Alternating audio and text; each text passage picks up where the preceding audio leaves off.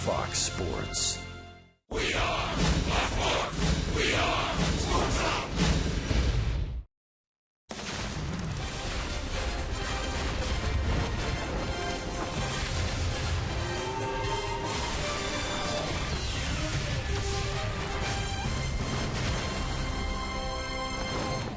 It is great to be back in Atlanta, Georgia, after a very, very disappointing road trip for the Braves. Braves country will greet us for game one of a three-game series. The Colorado Rockies are in town, and boy, the Braves owe them some payback. Hi again, friends. Joe and Chip, welcome back to Turner Field. Braves wrapped up an 0-7 road trip in San Diego and against the Chicago Cubs. And with a week to go before September call-ups, Joe, the Braves have shuffled their roster. A couple of familiar faces are on the 25-man roster tonight. Yeah, most notably, Christian Bethancourt was called back up. This guy was red hot over the last month. 342 average, 16 extra base hits, so he's got his bat going. The Braves hope his defense has improved as well. And in the bullpen, Sugar Ray Maramone is back. Third time for him with the big league club. Good numbers for him over his last 19-plus innings. For the Braves, David Arzma was designated for assignment, and Yuri Perez was optioned back to Gwinnett. Could be a family affair for the Braves tonight. Sugar Ray Maramone's cousin is Julio Teheran. He gets the ball, and boy, has he been good at home, and boy, he needs to be tonight. The Braves need him to be for sure. He has been good at home. The team has been good at home. They have a winning record here at Turner Field. But Julio in particular has really gotten his game turned around. He moved over to the first base side of the pitching rubber, and all of a sudden it's like the old Julio Teheran is back. And when you look at his home road splits, there's no comparison. Great numbers at Turner Field, and his last four starts, obviously more Julio Teheran-like. 6-1 here in the friendly confines. Well, nothing says welcome home like a big W. Let's see if the Braves can get it as they welcome back Christian Bethancourt. It's game one, the Braves and the Rockies. Christina Fitzpatrick joins us from the ballpark after this timeout.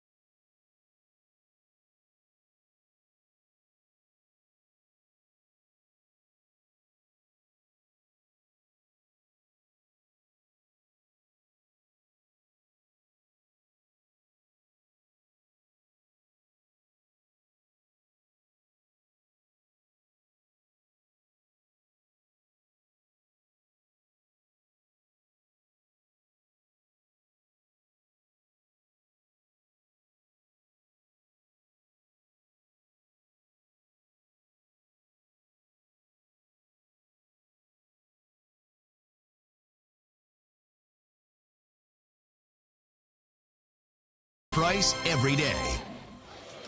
Welcome back to Turner Field, where the Braves get ready to kick off a long homestand here against the Rockies tonight. Christian Bethancourt, as Chip and Joe mentioned at the beginning of the show, was very happy to be back with the big league team. He spent over 2 months down in Gwinnett, really working on his defense and learning how to manage all of the skills that it takes to be an everyday big league catcher. So if you take a look at the numbers here, he also was really able to improve his offense. In 52 games, he brought his average up to a 327. He hit 4 home runs, had 31 RBIs, and just 1 passed ball. So Christian really able to gain some consistency down in Gwinnett, and his manager spoke briefly about what the game plan is going forward with Bethancourt. I think the biggest thing is that we need to find out how good this guy can be, Christian Bethancourt. I always thought that the catcher position takes a little longer to develop, and this guy's only 22, 23 years old, and you know, he may not even get into he's 25 or 26 because there's a lot of responsibility in that catcher position, almost like a quarterback in the NFL. You know, it's a hard position to just step in, and but we give him an opportunity, to play and see what he can do the next 5 weeks. The Braves really looking to take advantage of being home and end the month of August on a high note. We'll have lineups and first pitch after the break here at Turner Field.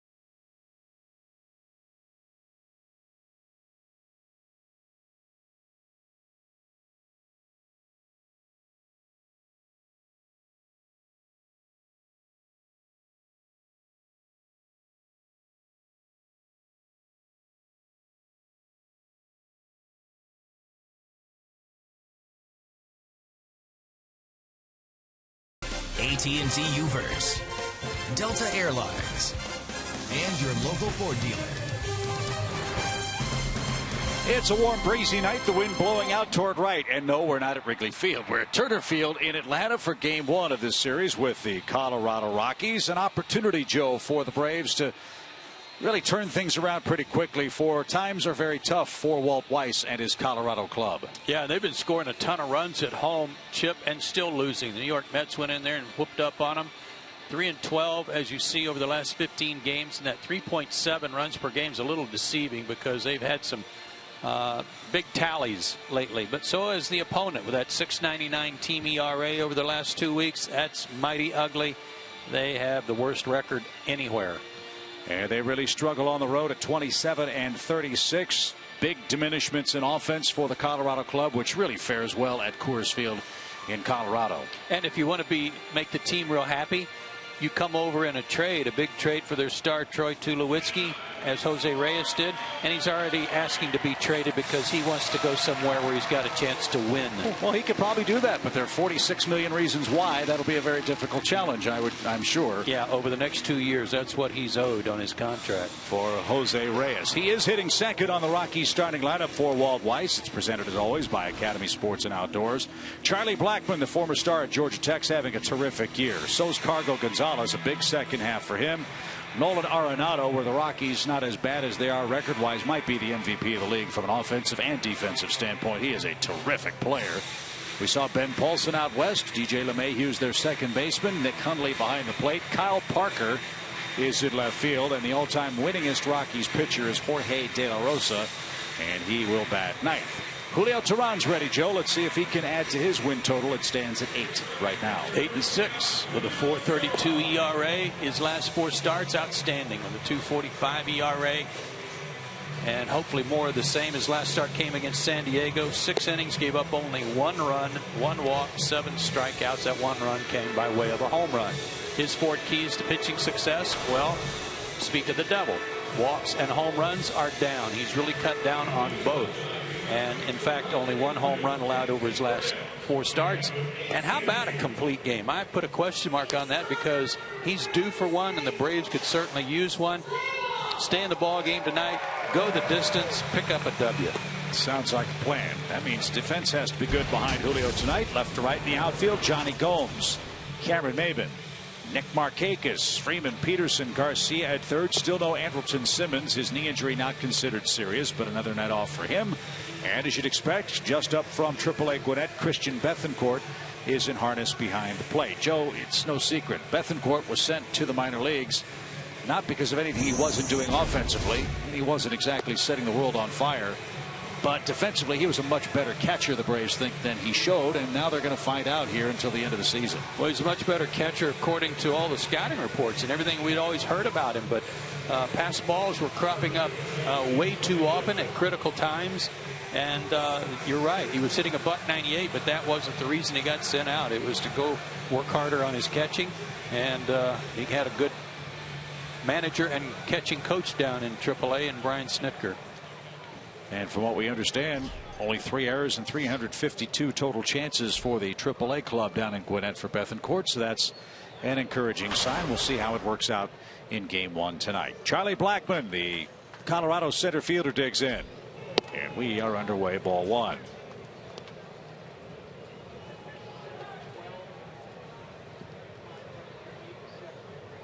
.87 breezy degrees at first pitch.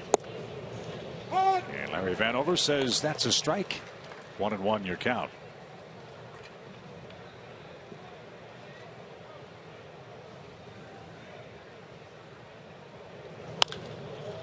That's popped to the left side. Long run. Johnny Gomes can't get there. That'll bounce into the stands. And Blackmon behind in the count. 1 ball, 2 strikes. In that series out in Colorado, the Rockies just bulldozed the Braves. They swept all 4 games at Coors Field. Atlanta was outscored 24-11. Think about that. Braves scored 11 runs in 4 games right before the All-Star break in Denver. I think everybody was already making their travel plans.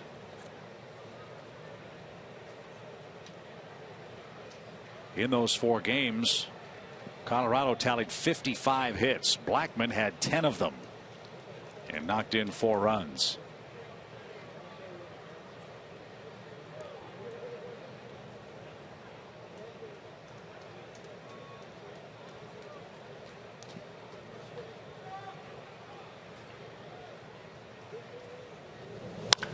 Swing and a drive belted to right field, and Charlie Blackmon's hit a leadoff home run.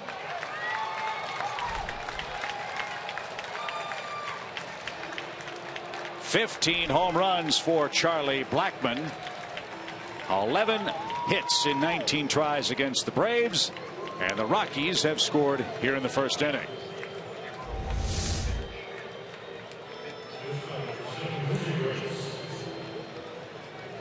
Fastball right there, and he didn't miss it. What a great year he's having. Outstanding defender. He's got 9 assists. And just like that, the Braves are behind early.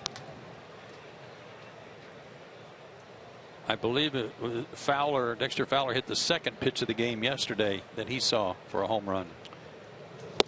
The Cubs out-homer the Braves. Or, let me back up. Well, yeah, the Cubs out-homer the Braves 12-3 at Wrigley Field. Atlanta was out-homered 15-3 on the road trip. And a pop by Jose Reyes. Siriaco twisting and turning at short makes the play, and Reyes is the first out.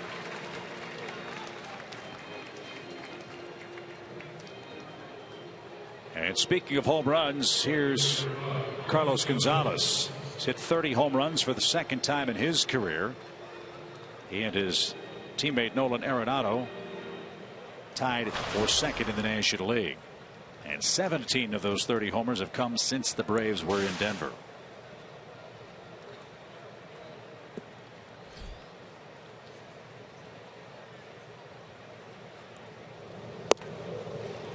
That caught a corner, strike one. That two of the best hitters in the National League hitting back to back in this Rockies lineup in Gonzalez and Arenado.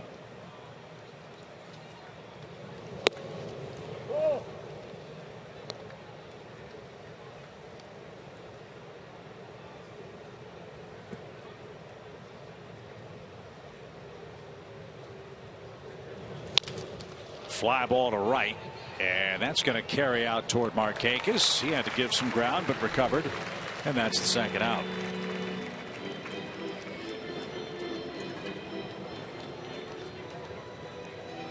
Here's Arenado. Nolan at 282. 30 homers. Already 92 runs batted in.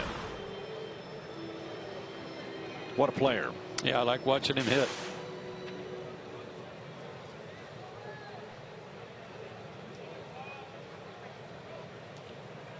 The only man with more RBIs than Arenado is Paul Goldschmidt of the Diamondbacks. He has one more at 93. I would call him kind of a bigger, stronger hitter than Rendon with the Nationals, but with more power. Even count is strike to Nolan Arenado. As we've said many times about other young sluggers, one of the things you love about Arenado is for all the power, all the extra base hits, he doesn't strike out a ton. He's only struck out 79 times this year. That's impressive. And a Gold Glove winner already.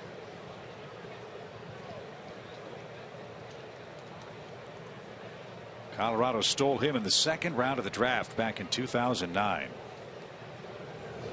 Swing and a miss. Teheran struck him out. First of the game for Julio.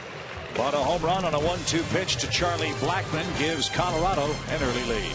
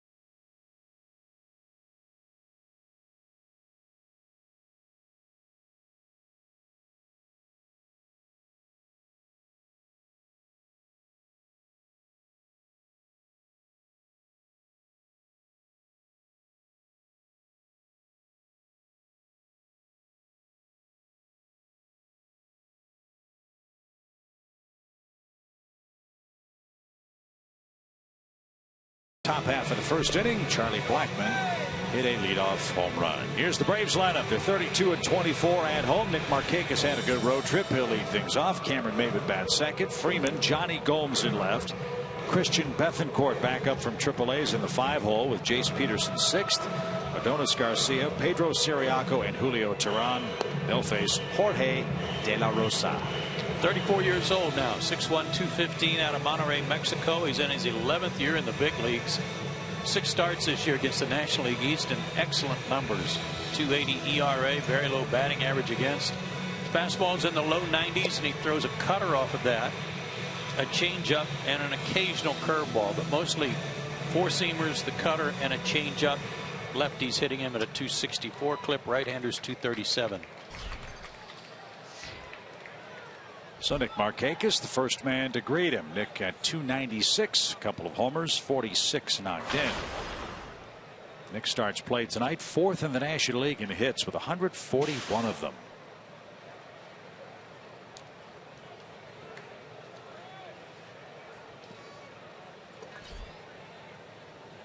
And he looks for his first career hit against De La Rosa tonight.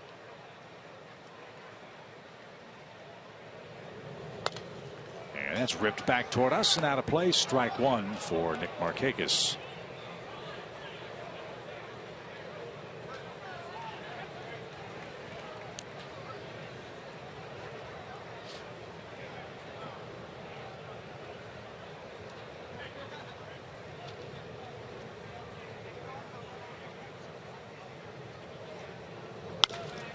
Bounce toward Reyes at short. Tricky hop, but he stayed with it and gets his man easily for out number 1. As we told you, Jose Reyes has about 46 million reasons to smile. One of the reasons Toronto made the deal with Colorado was they were really unhappy with his defensive work. He was not as good a defender as the Blue Jays hoped he would be. So they feel that Tulowitzki's been an upgrade, and Tulowitzki and David Price certainly have changed the Toronto ball club. Yeah, and Reyes was playing on turf half of his games. So here's Cameron Maybin, base is empty, 1 out for him. He's hit 10 homers. And a dribbler foul toward Arenado, strike 1.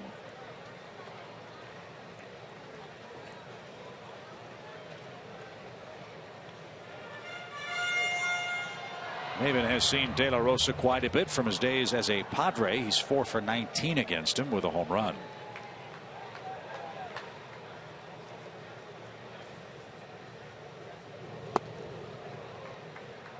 And that's taken low. 1 ball, 1 strike. He's got a little bit of a Dan Herron delivery, only from the left side. We saw Herron a couple of days ago with that real deliberate leg kick for the Cubs.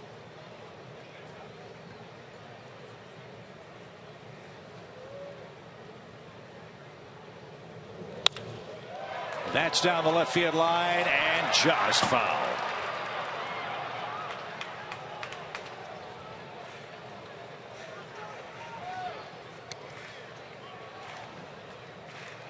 One ball, 2 strikes. How close was this? Foul ball. Landed on the grass next to the line, but it was foul.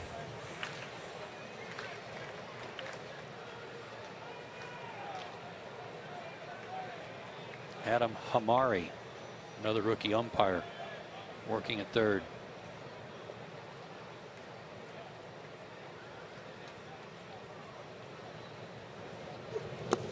Really wish his mom and dad had named him Cal. 2 balls, 2 strikes.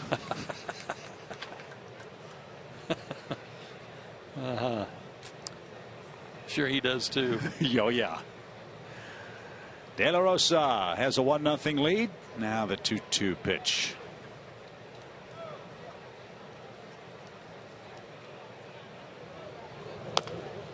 It's no secret that the Rockies are on a perpetual quest to try to figure out how to develop homegrown pitching. How can they win at Coors Field? Pitch at altitude.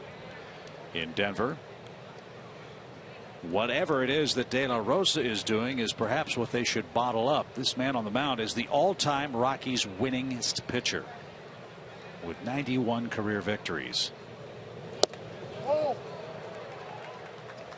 And they've tried just about everything you can try. Right. And he doesn't have any specialty pitches really other than his changeup. Mentioned his cutter.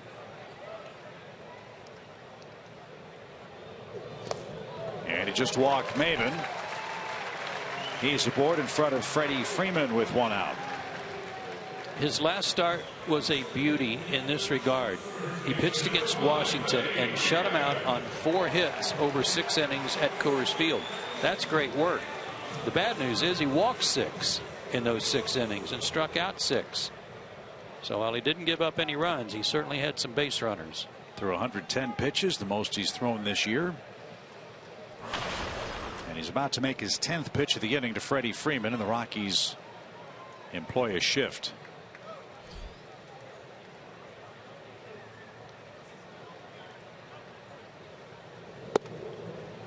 There's a strike. Freddie's 5 for 15 since he's come back from the oblique issue. And batting .284 for the year.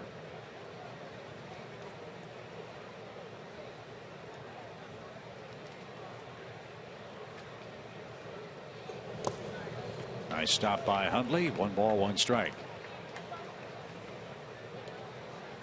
Cubs won again today. They walked off in the 9th inning. Chris Bryant, a game-winning home run to beat Cleveland. Well, that was a great game between reigning AL Cy Young winner Corey Kluber and John Lester of the Cubs.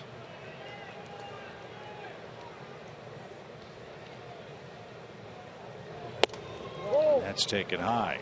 Cubs wrapped up 19 consecutive days in the city of Chicago. And now they head west for a date with the Giants, then 3 with the Los Angeles Dodgers. I was talking to some Braves coaches before the game, and they were not aware of that extended stay they had in Chicago, the Cubs.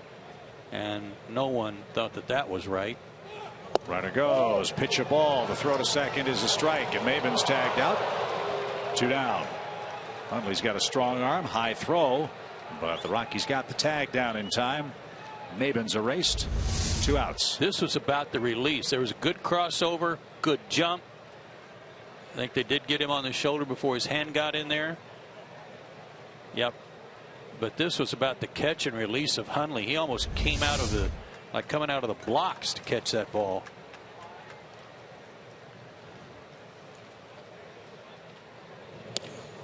That's up and in for Freeman. And that's ball 4. The umpire, Larry Vanover, handed Hundley a new baseball as that thing went back to the backstop. There are actually 2 balls in play there for just a second.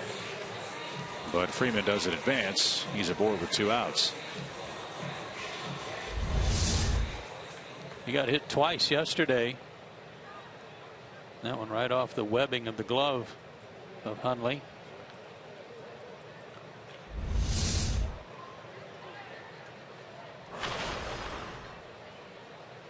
Johnny Gomes getting a start tonight. Good numbers against De La Rosa and good numbers against the Rockies in his career. 3 for 6 against De La Rosa.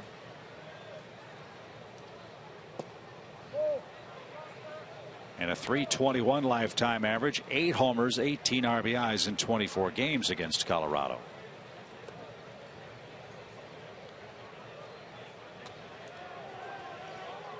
And De La Rosa just balked. Vic Carapazza saw it. He's the man that I believe rang up De La Rosa.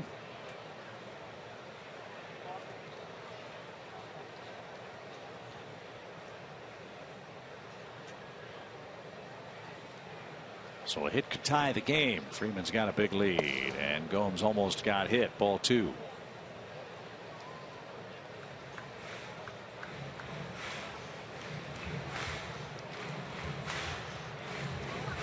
I thought De La Rosa was, when he committed the balk, was going into his stretch and then stopped and didn't step off in time.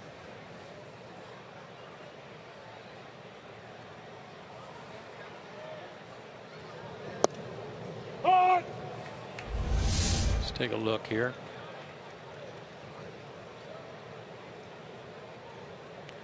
There it was, the stumble.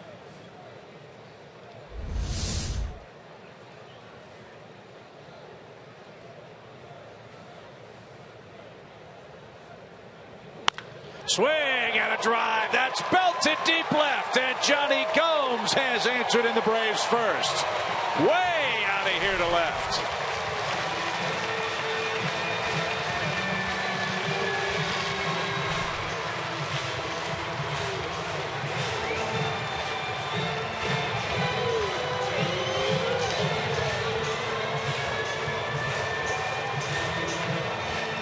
That one was into the terrace level.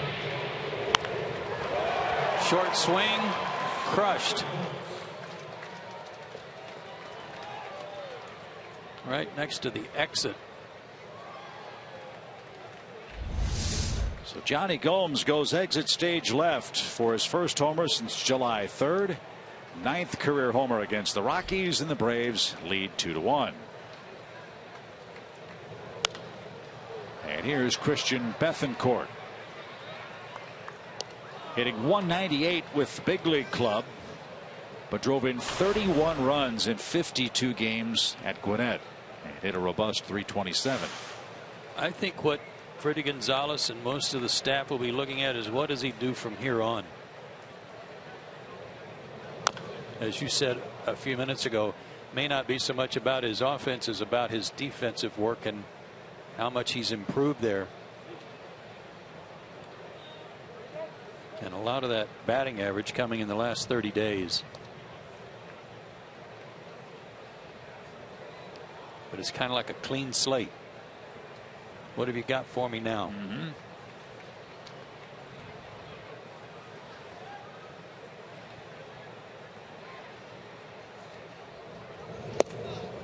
Way outside, 1 ball, 2 strikes. Johnny Gomes' 6th home run, a tape measure shot to left. So the homers are even at 1 apiece.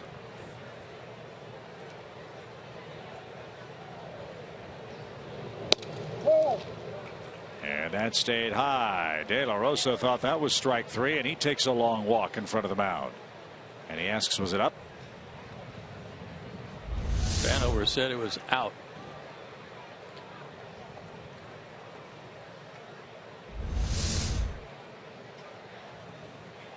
It was high and out and a ball. Popped up into shallow left. Actually, it's way back at short, and Jose Reyes will drift out and make the play. Bethancourt's retired. 2 walks, and then Johnny Gomes unloaded. Welcome home, Johnny G. 2 on Atlanta. We head to the 2nd inning.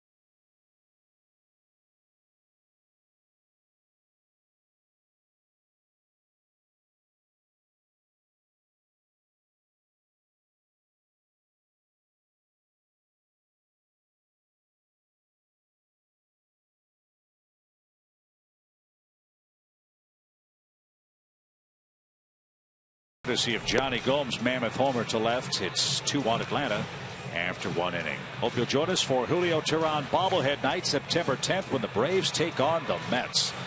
First 20,000 fans here at Turner Field get a bobblehead featuring Julio Teheran, presented by Grady Hospital. Get your tickets today by visiting Braves.com. Saw a note about the Mets the other day. Remember how mightily they were struggling on offense? From the moment they acquired Kelly Johnson and Juan Uribe, the New York Mets have the best run differential offensively in the National League since that trade. Stirred him up. David Wright's back tonight in the lineup, batting cleanup. Mets are in Philadelphia tonight. We'll keep you updated on that score this evening, as well as all the other scores around the bigs tonight. Light schedule as Ben Paulson leads things off. He's hit 9 homers. Showed some opposite field power at Coors Field against the Braves, but he has been fighting it lately. That ball's drilled to right. He's not fighting anything now. A line drive homer for Paulson. Yeah, lately was up until his at bat here. What were your 4 keys tonight? Walks and homers. Complete game. Good grief. 12 homers in 4 games in Chicago. We're on a similar pace here. Paulson was 2 for his last 20.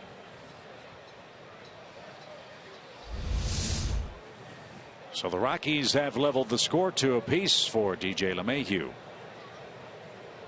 6th in the National League in batting average at .313. This guy's a good player. Julio just given up 1 homer in his last 4 starts.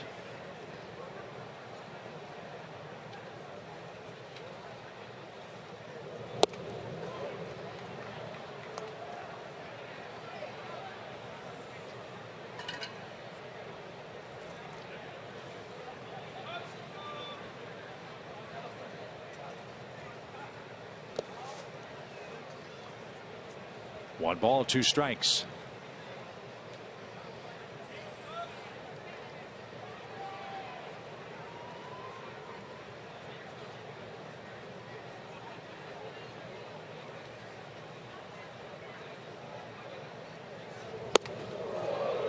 Wasn't that close?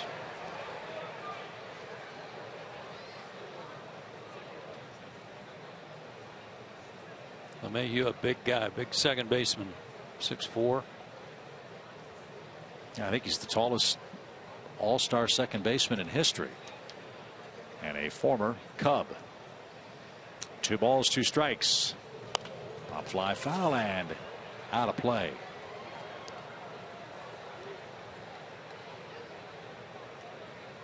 So the Braves in another shootout with the Rockies, this time in Atlanta.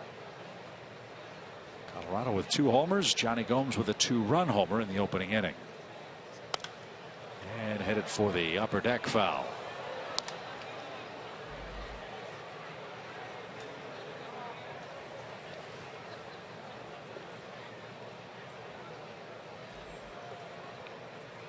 LeMahieu was acquired for Ian Stewart after the 2011 season.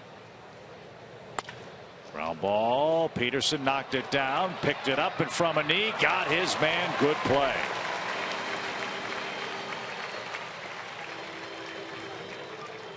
Hope he didn't hurt his hand. He kind of rolled the glove hand up as he knocked that down. Good recovery. There's that glove kind of rolling up under him.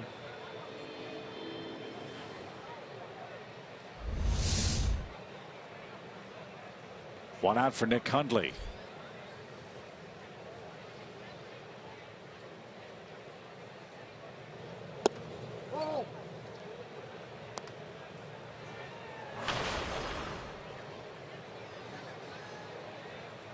Hundley, a former Padre and Baltimore Oriole. Colorado signed him as a minor league free agent this past January. Excuse me, a major league free agent. I beg your pardon. This past January. 2-year deal. And a check swing right side. Freddie's got it. Teheran to the bag. 2 outs. Let's bring up Kyle Parker. Parker's Georgia boys from Evans, Georgia, down near Augusta.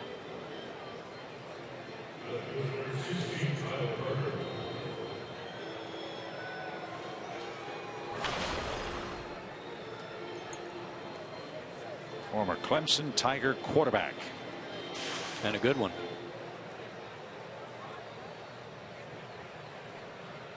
Signed with the Rockies late in 2010, went back to Clemson, played football, started at quarterback all season long, and set all kinds of freshman records.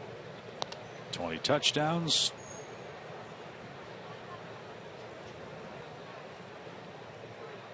Second team freshman All-American. First team All-Freshman ACC, according to the Sporting News. In the college football ranks. First round pick in 2010 by Colorado.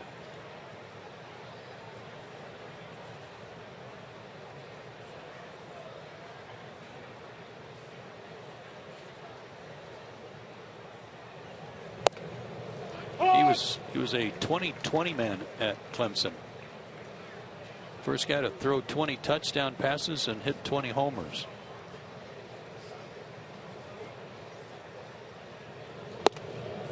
Oh! 2-2.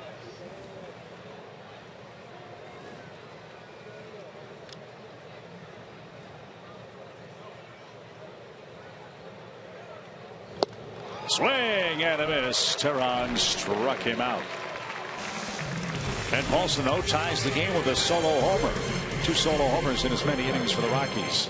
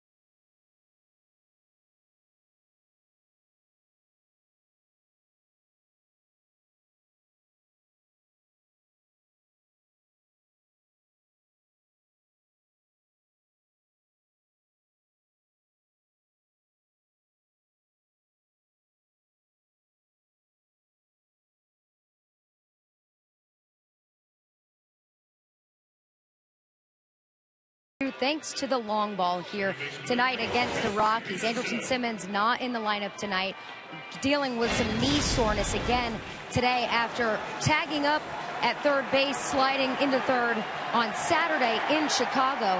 He hit his knee, played the rest of the game, was sore and out on Sunday, but Freddie Gonzalez reassured everybody today there is nothing wrong, no structural damage. Andrelton is fine, did some running around before the game today, took some ground balls, and he should be available tonight, but all looking good. Just another day of rest for Andrelton Simmons, guys. Yeah, that's what he told me too, Christina, and welcome back, by the way. Andrelton said it's still a little bit sore, but like Christina said, he's available tonight, and we still might see him in the game. Jace Peterson's ready for the Braves half of the second inning. 2-2 is the score now. Peterson, Garcia, and Siriaco are coming up.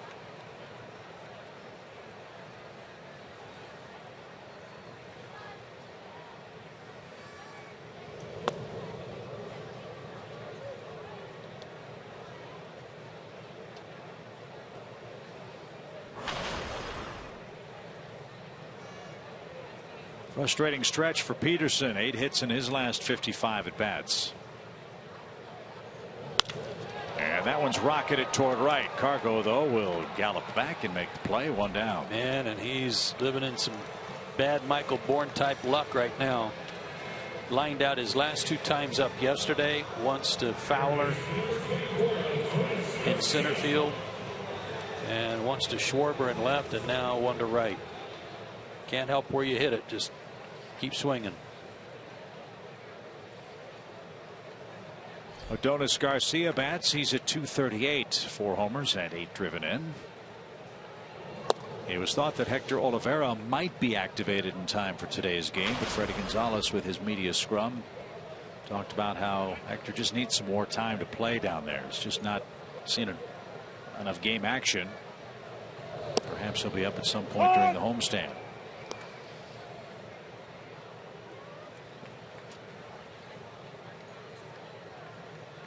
One ball, one strike.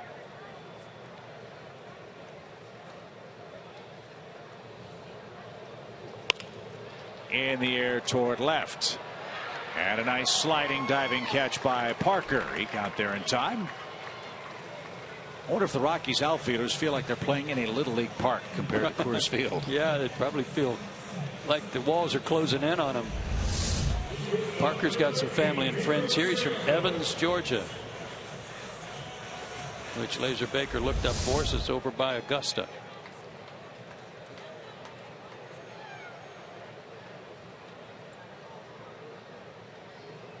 Two quick outs for De La Rosa. He sent down 3 straight. Pedro Siriaco's the Braves' 8th place hitter.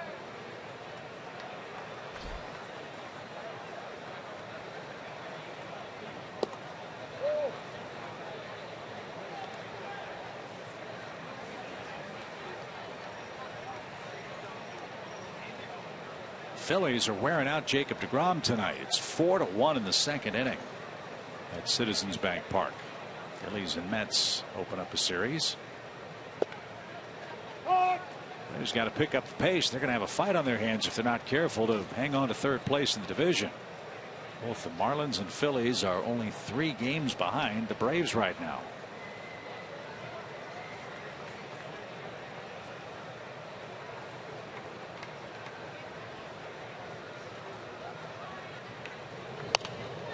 Fouled away. 1 ball, 2 strikes. By the way, 3rd place pays some money. If that's where you're able to finish up, get a cut.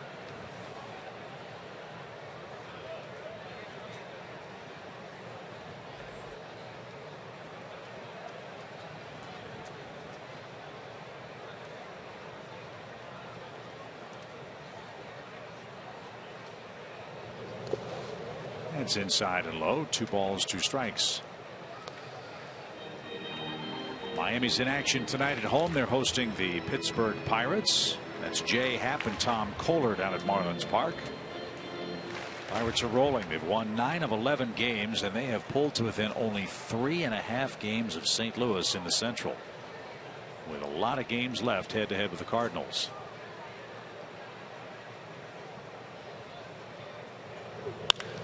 In the air, well hit right center field. That ball is going to be down and onto the warning track. Cargo backed it up, and Siriaco has a double with 2 outs. Charlie Blackmon covered a lot of ground, but the ball was tailing away from him, and Siriaco's aboard for Julio Teheran. Some hard hit balls so far off De La Rosa. But he tried to turn that over like a changeup and left it upstairs. And well, that kicked up some sand. Either that or smoke off of his glove and legs. He was moving so fast. Another good swing from Siriaco, his 8th double. Let's see if Julio can help himself with the 2-out hit. Downstairs, ball 1.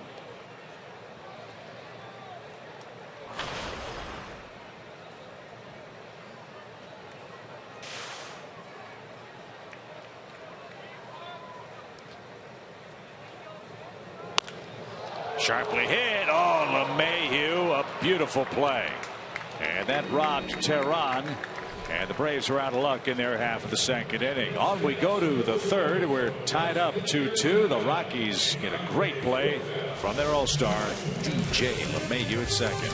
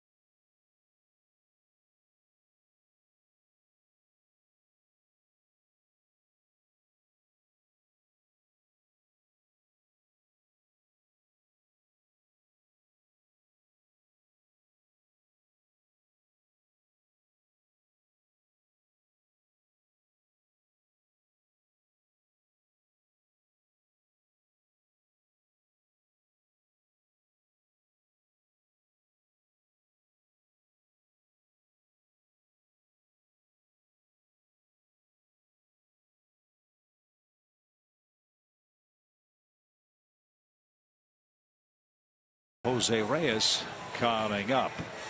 Let's check out the pitching splits for the Braves. Some veterans are doing pretty well, but it's the youngsters, Joe, that are facing some tough growing up lessons in the big leagues. Yeah, and both the veterans are 24. So yeah, right. There you have it with Teheran and Miller. At least those two guys have been in the league for a couple of years. The rest of the guys have not, and those growing pains show up here. And that was coming into play tonight, so the 2 home runs, tack those on to the Teheran and Miller line. Well, the Braves aren't the only club with a young starting staff. The Cincinnati Reds has had 29 starts in a row made by a rookie. Remember, they traded Mike Leake to the Giants, et cetera, so they're learning on the job too. And tough times for the Reds. They've lost 9 in a row, and the Tigers have ambushed them for 4 runs early at the Great American Ballpark. Here's De La Rosa. Colorado pitcher, just 3 for 38 at the plate, but he does have 3 RBIs. Even count, 1-1.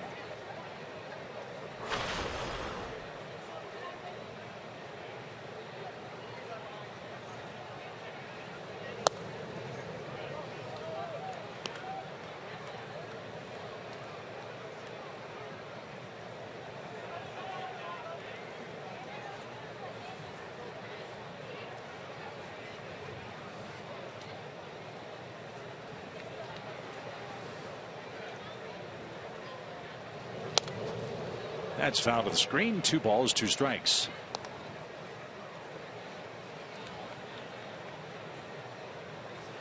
Talking about young rotations. Average age for the Braves 24 and 36 days. The Reds slightly older. The Red Sox a little bit older.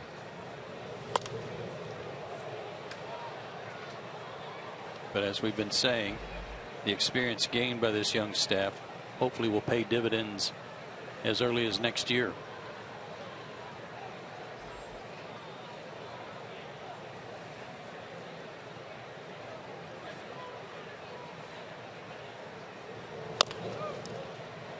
Julio's got that, and De La Rosa is retired. There's the first out. Phillies 4, Mets 1. It's a happy homecoming for David Wright. He's hit a home run tonight. The most home runs against the Phillies in their ballpark than any other visiting player. Tonight was his 20th. Ball is flying out though at Citizens Bank. Phillies 4, Mets 1. Charlie Blackmon homered on a 1-2 pitch. Blackman has a 10-game hitting streak now, and he has a nice multi-hit game streak against the Braves. He has 2 or more hits in 5 straight against Atlanta pitching.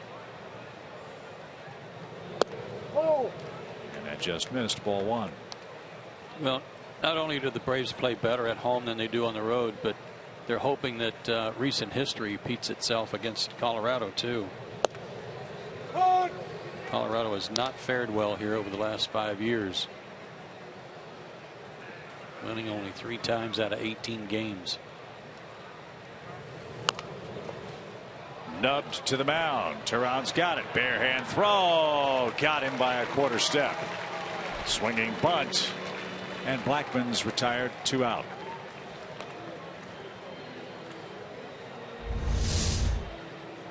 Good play here by Julio to not waste a lot of time standing up, setting himself.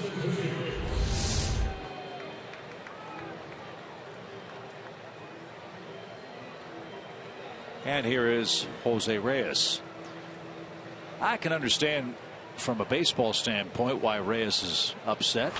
He left a Toronto club that was competing for a division title, and he's been traded at the age of 32 to a Rockies club that's, if not in the midst of, about to begin a gigantic rebuilding project yet again. As you said, they have the worst record in the league right now, the worst record in baseball right now. And Jose Reyes has said, I'd like an opportunity to go play someplace he has a chance to get in the playoffs again. But $22 million this year, next year, and a $4 million buyout makes it tough.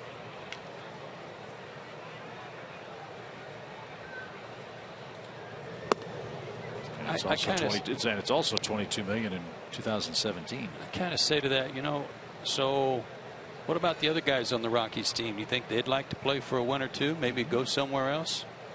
Probably so. Gonzalez, Arenado, they're trying to build their ball club, be the core of the team they're building around. But for him to come out and say that is insulting to the rest of his teammates. And why should he be treated so special when he's been there now 22 games too? Yeah. Another pop to the shortstop Siriaco, and he'll give way to Johnny Gomes, who comes in. And Teheran has a 3-up, 3-down inning. Top of the order up for Atlanta. We're tied at 2.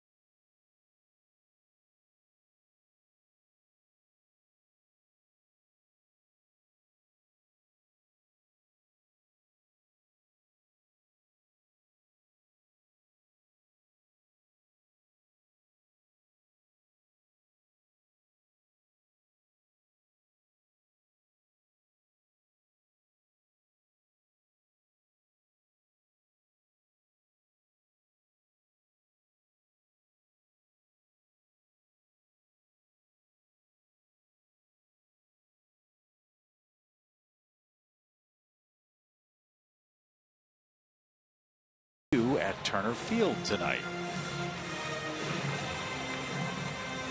Baby Chop, come on. Jorge De La Rosa gets ready for his 3rd inning of work. He's our AT&T U-verse trivia question tonight. He's their franchise leader with 76 wins. Who's got the 2nd highest total of wins in Colorado history?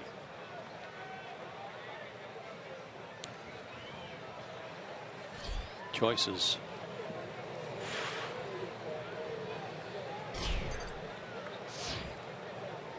We'll ponder it as Nick Markakis goes to work here in the Braves third. 2-2 game. And that missed outside. 1 ball, no strikes. Ubaldo Jimenez comes to mind. Aaron Cook comes to mind.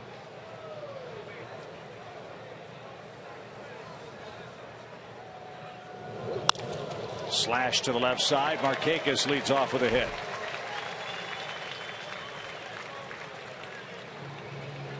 It's not just a 1 week, 2 week thing for Nick. He's got a .323 average over the last 31 Braves games played. He has been a very consistent offensive producer. And he's got that one down right there.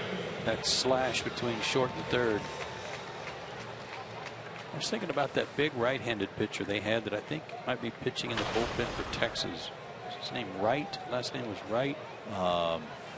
Jamie Wright? Yeah. Jamie Wright. Be a good guess. He was there a long time. David walked up to bunt, took it inside, ball 1.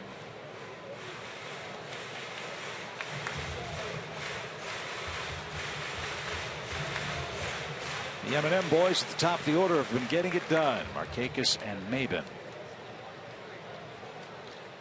Let's see if they can set up the inning for Freddie Freeman. He's on deck.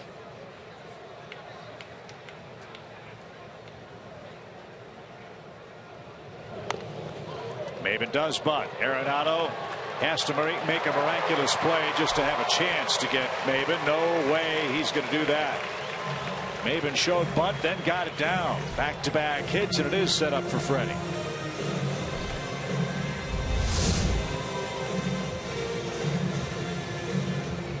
That was a perfect pitch to drop down the third baseline too. Something running in on him. Might have been the cutter.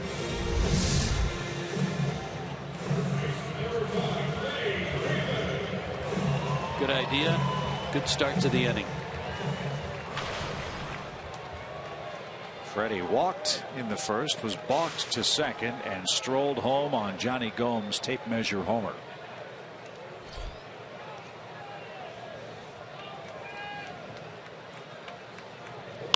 Swing and a bullet toward right. But Cargo's going to catch it. 1 out.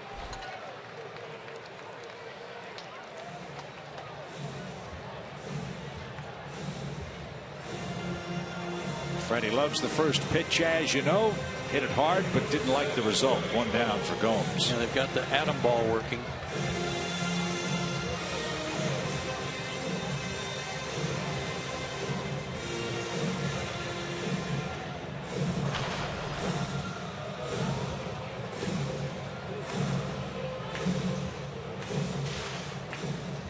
LeMahieu in for a chat.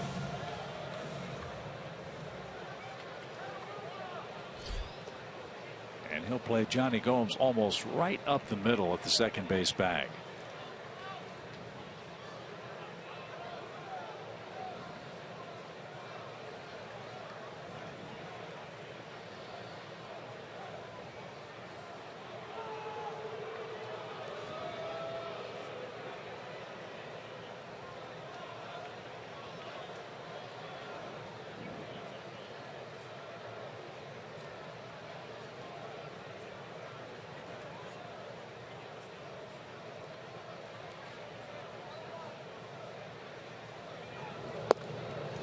Good hook.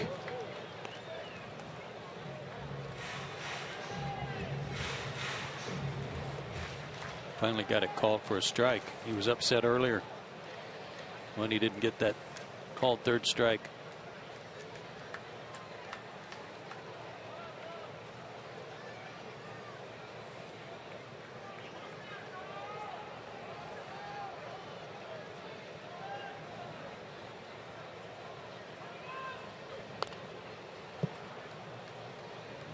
Johnny Gomes unloaded with 2 outs in the first. No doubter. Don't have a tail of the tape, but it landed up in the terrace level right next to that exit.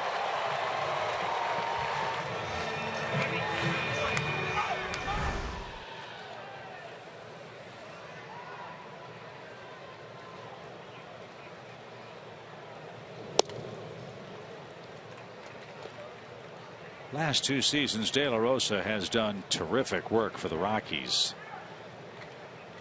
He was 16-6 in 2013, 14-11 last year.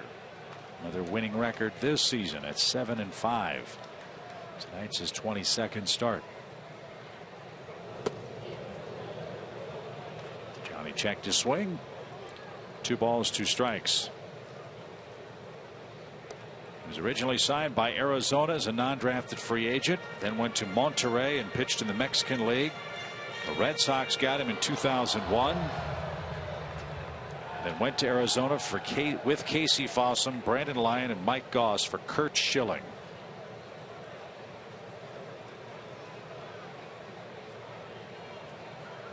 (106 strikeouts in 118 innings). In the air to right, long run for Cargo, still sprinting near the line, and he's going to slide and make the grab. Carlos Gonzalez had to run a country mile to make that grab. And Markakis still at second, Maben at first, 2 out. Yeah, Nick had a chance here. He didn't know if it was going to be fair or foul. That was Markakis' issue here. And Maben was ready to tag in advance. Markakis was halfway. Nice catch. Boy, what a good catch.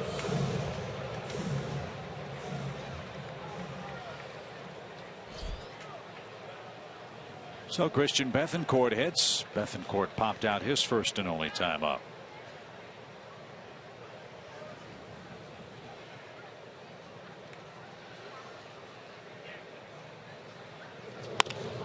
And he'll bounce one to Reyes at short. In between Hop and a close play at second. Ends the inning. Promising start for the Braves. Back-to-back hits, 2 flyouts and a ground out. Sends us to the 4th. Still tied 2 apiece.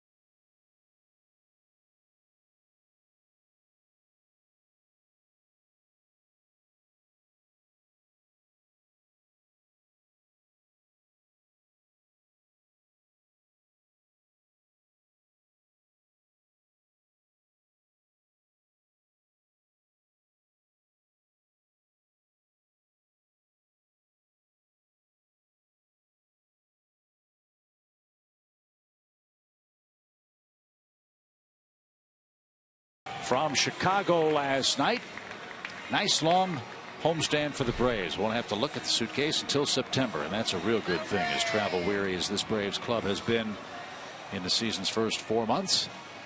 And time for our Georgia Lottery hitting the jackpot tonight as Carlos Gonzalez leads off the Rockies' 4th. How about this? It's July 5th, first in the majors in home runs and extra base hits, number 2 in RBI. And his OPS second as well, over 1,000. So despite the loss of Tulowitzki, he just keeps right on plugging. A little surprised? I don't know. Let me ask you that. Were you surprised he was not traded at the deadline? They traded Tulowitzki, but not Cargo. I think the asking price was probably high enough that teams balked at that. That plus, I'm sure Rockies ownership didn't want to trade them both. Trade one, okay, but not both. Maybe some questions too about the health of Carlos Gonzalez. Most games he's ever played in the big leagues is 145, and that was all the way back in 2010. Only 70 games last year, 110 2 years ago. But when healthy, he can do what he's doing now. 30 homers, 71 RBIs though. And tears up left-handed pitching too. They don't bother him at all.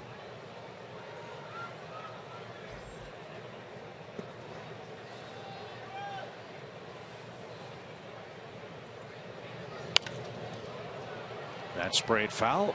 2 balls, 2 strikes. Cargo, one of many Rockies hitters that just tore up the Braves at Coors Field. He had 7 hits, 2 homers, 5 RBIs in the 4-game series.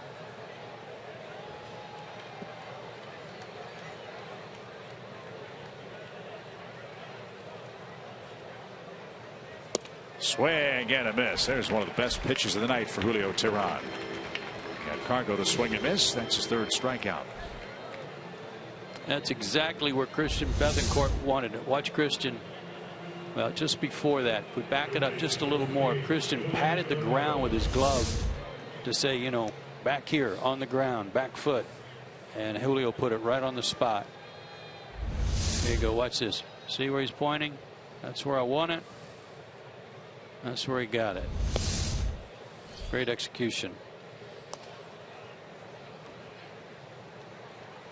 Arenado was Julio's first strikeout tonight and ended the 1st inning.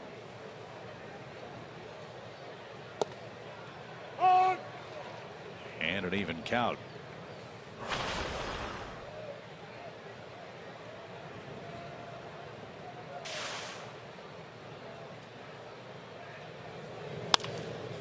That's to second. Peterson has it on a second hop.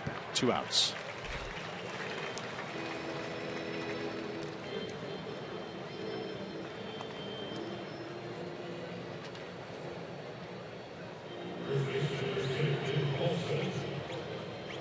And here's Ben Paulson. He hit a leadoff homer in the 2nd. That tied our game at 2. That's where we stand now in the 4th.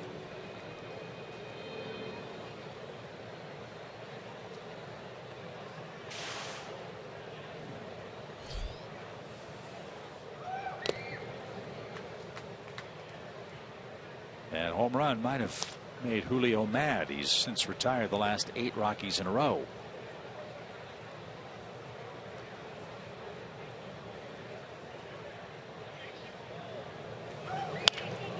And that one up the middle. Paulson's 2 for 2.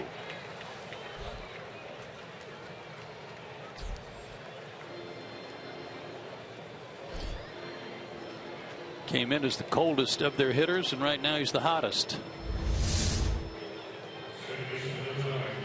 Slider didn't have much on it. Had a little bit of break, but stayed up too long.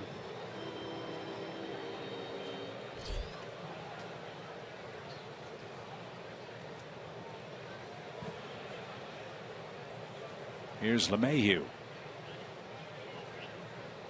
Well, if Paulson keeps swinging the bat like this, maybe he can run for president like old Pat Paulson did.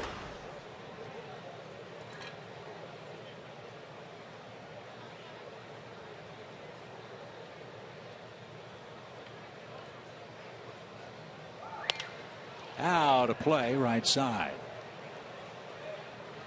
Into and out of the upper deck, and now the chase for the souvenir begins. Might have gotten away with a fastball there. Up and out over the plate.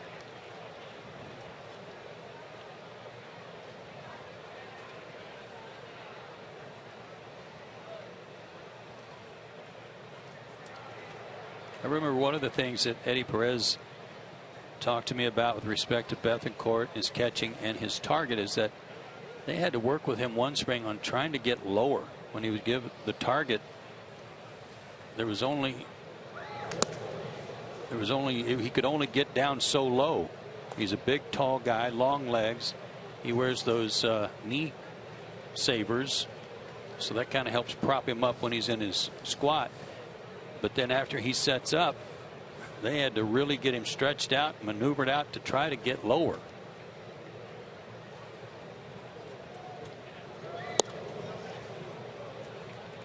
Three balls and a strike.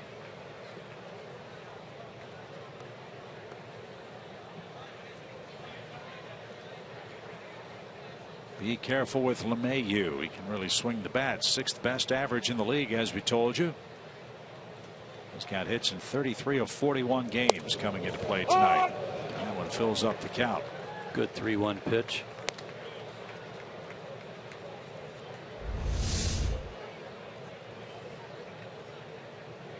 Right at the bottom of the zone on our PNC Bank box tracks.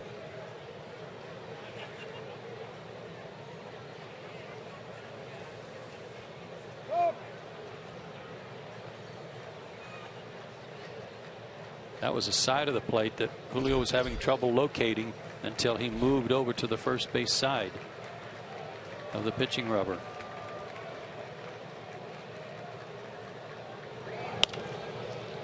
Runner was moving, and LeMahieu's still alive. 3-2.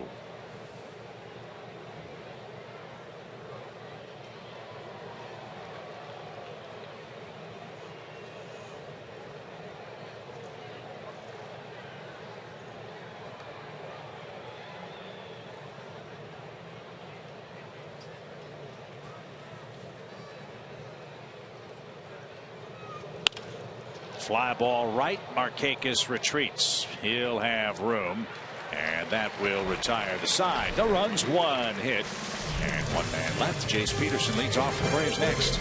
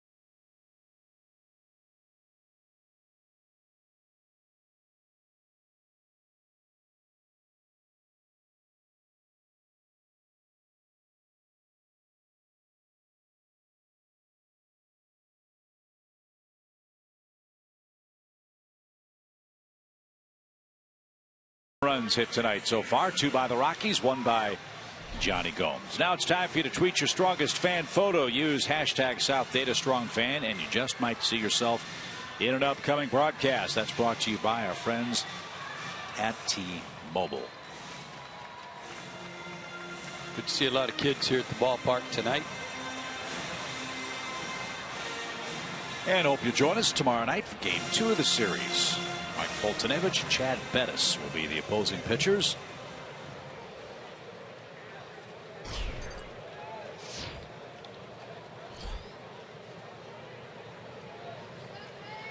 Little manicuring work behind the mound for De La Rosa. Now he's ready to go. Jace fly to right, his 1 and only time up.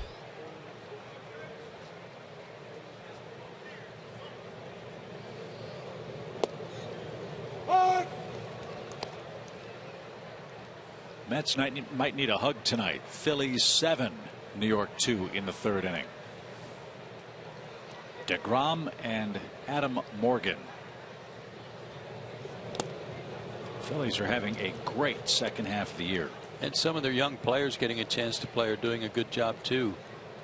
I don't know how to say it. It's spelled Altherr. Yeah, I'm going to get Altherr. Yeah, I think that's it, but he's playing real well for them. 0-2 the count for Peterson. And that one's rolled out of play. When it got to be 0-2, That's when the Rockies went into a major shift for Jace. This is something I've mentioned about Jace all year long, is that anytime anybody shifts on him, that's a bad sign, because that means he's trying to pull or pulling too much, as opposed to using the whole field, which he should be trying to do.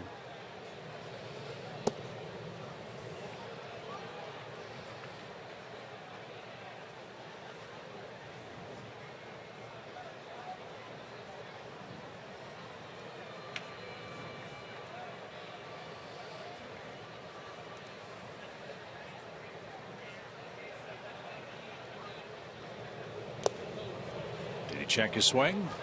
He did not. Peterson's called out, and he's the first out of inning number 4. That's the first strikeout for De La Rosa. Did he go? Yeah. So Jace's struggles continue. 4 hits in his last 30 at bats. Here's Garcia. Kyle Parker made a sliding catch to take away a hit in his first time up.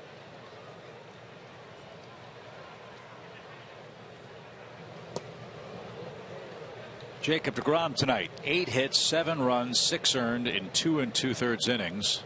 3 homers hit by the Phillies. He's already been knocked out after going 4-0 with a 1.76 ERA in his last 7 games for the Mets. Swing and a drive to center. Blackman back. He'll turn. That's out of here.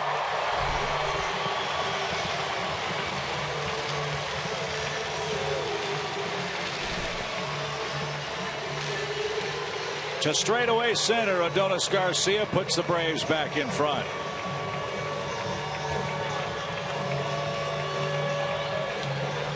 That's his 5th home run. I think he's only pulled 1, Chip, if I'm not mistaken. Everything else has been to center or right center. Change up, and he put a charge in this one.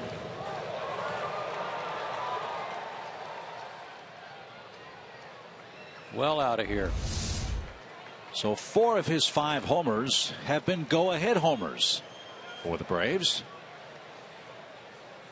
And it's now 3-2 Atlanta for Pedro Ciriaco.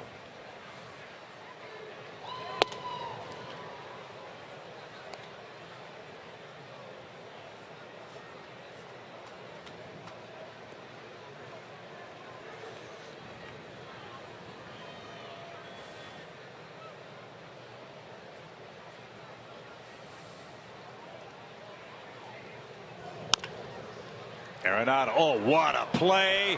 What a throw by Nolan Arenado to Rob Ciriaco. 2 full years in the big leagues, 2 Gold Gloves. Probably an odds-on favorite to get a 3rd. Smothered the short hop right there. What an athletic play. Correct me if I'm wrong, wasn't he drafted as a catcher? He might have been. I'll have to check that. I know he was a 2nd-round pick, and there are a lot of teams that are rethinking that decision. As Arenado made a great play for the 2nd out of the inning. Now Tehran. And low, 2-0.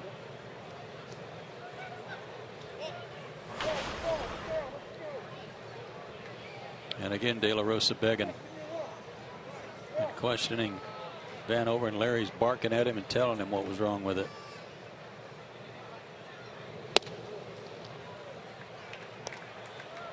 $3-0 your count. Well, according to the Rockies media guide, when Arenado was available for draft, he was rated as the 17th best catcher by Baseball America. The Rockies drafted him as an infielder, so they thought about converting him from the moment they picked him. He's never caught in the minor leagues, I don't believe, so he has caught, but is state of the art at the hot corner now. He sure is. And De La Rosa just walked the pitcher with 2 outs. It's not a good walk. Braves happy to have it, though. Steve Foster's a pitching coach. He's probably out to try to calm him down. If he's mad at the umpire, then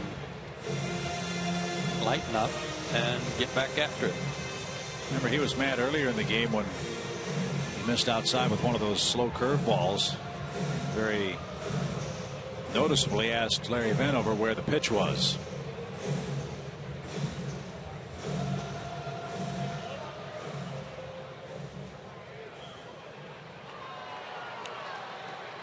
Steve Foster, in his first year with the Rockies, spent a lot of time with the Kansas City Royals.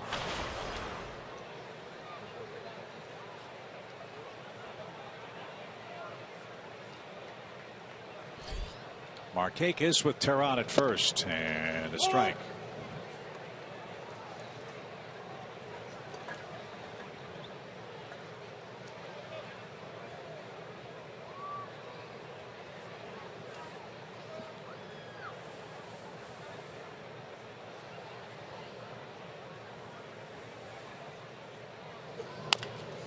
High hopper out toward LeMahieu, and that's going to end the inning. Adonis Garcia's hit 5 homers. 4 of them have given the Braves a lead, including this one in the 4th inning. We head to the 5th. 3-2 now.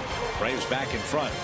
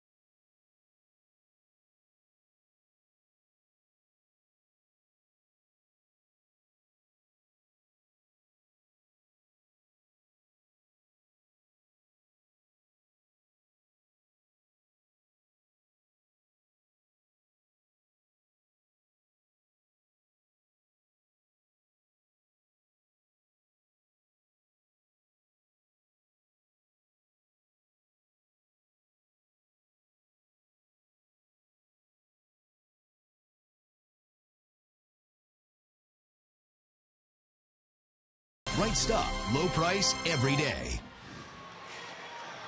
Joe and Chip with you from the ballpark. Christina Fitzpatrick as well. Dave Laser Baker. Gretchen Caney, our producer tonight. Pretty night for baseball. Braves back in front. Couple of homers tonight. One by Johnny Gomes, one by Adonis Garcia. Now let's see if Julio can have a shutdown inning. He's got the right guys up for the Rockies. The bottom part of their order will start the 5th inning. Hundley, Kyle Parker, and the pitcher De La Rosa. Fans were sending some tweets tonight asking about Nick Hundley and wondered if he was the son of Randy Hundley, former Cub great catcher. And the answer to that is no. That was Todd Hundley, who played for the Mets, the Dodgers, and the Cubs. This is Nick Hundley, no relation.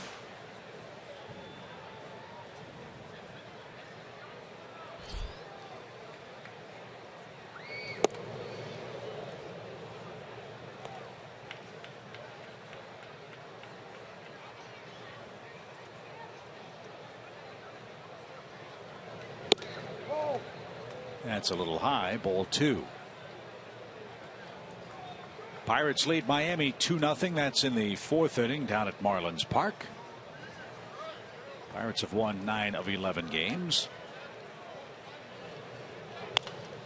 And they'll hope that the Arizona Diamondbacks can help them out. Boy, Arizona has all of a sudden put on a charge. Joe, they're over 500. And while the Giants and Dodgers think about beating each other up, Arizona's now within 5 games of the division lead. Yeah, they're just kind of subtly slipping up on those guys. We're only paying attention to one another, and that's going to be a 3-team race now.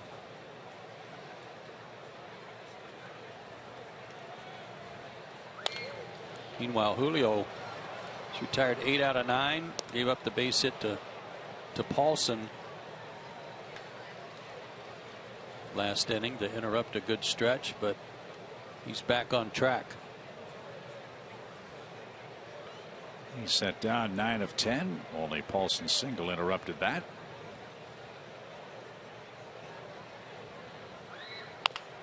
And another comebacker. Julio's had a handful of those tonight. Good start to the inning. 1 man down.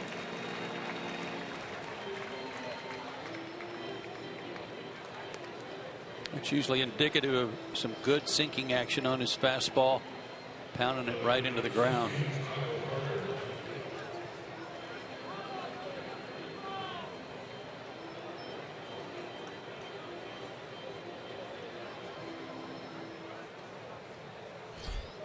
Second stint in the big leagues for Kyle Parker. He was up June 9th, sent back to the minors June 10th. Was recalled August 1st. Evans High School always has good baseball teams. I'm sure they have other good sports as well, but I've always heard about their teams being in the state playoffs, being in maybe the state finals. Evans High School.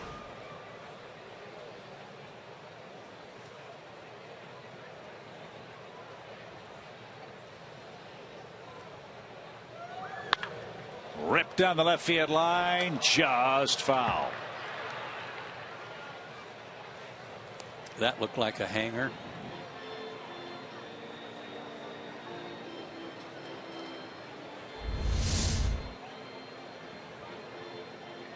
Oh yeah.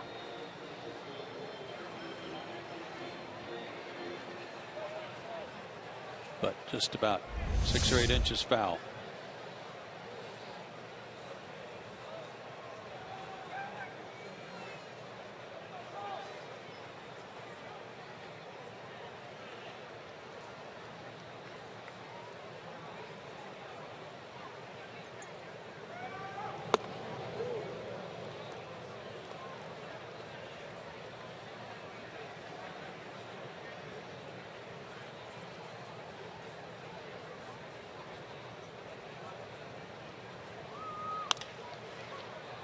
Looped into right. And Markakis is going to catch that. And another pitch. I mean, he got the hanger that he pulled hard and foul, but another pitch that had a hitter reaching, lunging, kind of one-handing.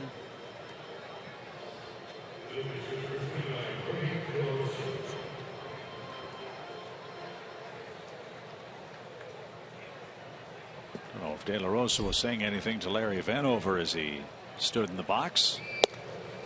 As he takes strike 1. Larry's a fair guy, nowhere near the crazy reactions like Doug Eddings that we saw on this road trip. Larry will let you lodge a complaint or two. Just don't get carried away. And the seats foul. 0-2. Phillies 7, Mets 5 in the 4th inning. Long way to go. 0-2. That's also foul. Hey, nice catch on the ricochet down there.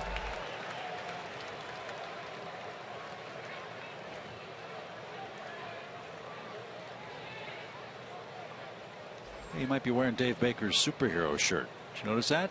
Lightning bolt across the chest. Oh. Yeah, you're right.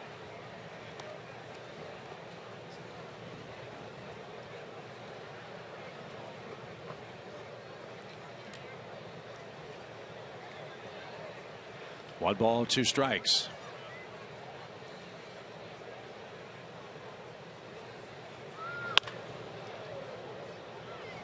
Jorge's putting up a fight here.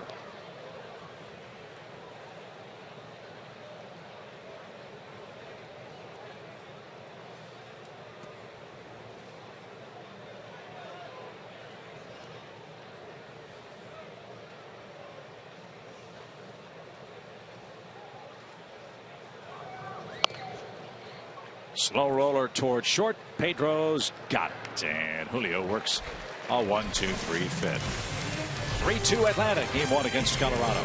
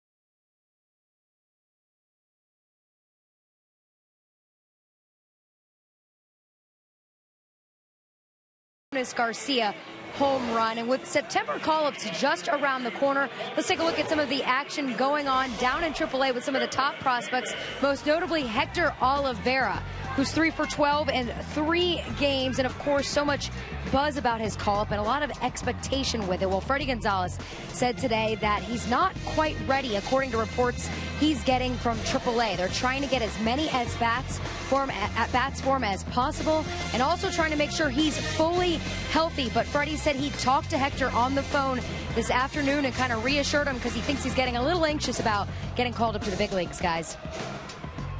And that's understandable, Christina. You get acquired by an organization that made a strong pitch for you in free agency. You get traded to that organization. You want to get to the big leagues as soon as you can. But the key is, Joe, get him here, keep him here, and keep him healthy. Because they are looking for Olivera to be a big bat in the middle of the lineup to help protect Freddie Freeman next year. Yeah, I don't anticipate the Braves calling up a lot of guys. 3, 4, maybe 5 tops. So I'm not sure who those names will be. Good idea for all those guys, though, at AA and AAA. Just keep playing hard and finish up in good fashion. Cargo is out of the game. Brandon Barnes takes over for the Rockies here in the 5th inning. Let you know what's up with Cargo once we're notified as Maven leads things off. And whacks one past Arenado and into the left field corner. Maven around first. He's on his way to second. A leadoff double, and that's a big insurance run for the Braves. Maven swinging it well. He's got 2 hits and a walk tonight. Love those leadoff knocks. Chance to work it. He had started a couple of other guys with slow curves to start the inning. Cameron looked like he was sitting back waiting on it. Braves have had a runner in scoring position or scored a run in every inning so far. Well, that's good to see because they had lots of runners in scoring position on the road trip and struggled mightily to get big hits. They hit 190 on the road trip, and in this situation they're 1 for 5 tonight. Freddie's walked, scored, and lined out on the first pitch.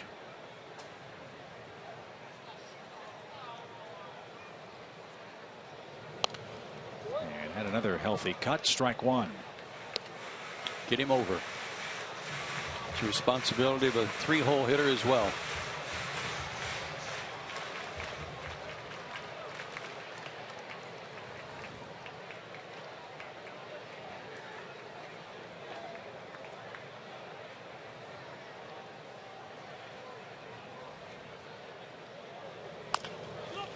And he's going to get him over. Good at bat for Freeman. Maben at third, 1 out. Well done, sir.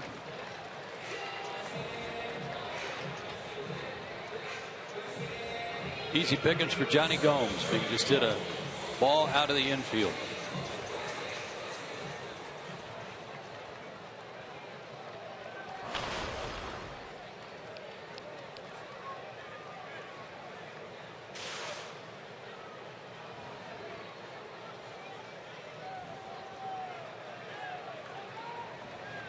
Infield in for Gomes.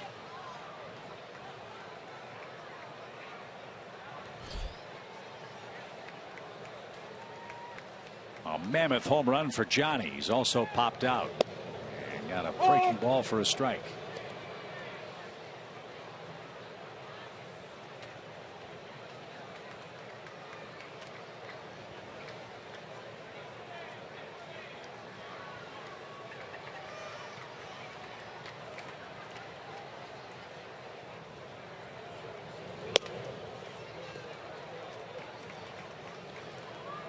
One ball, one strike.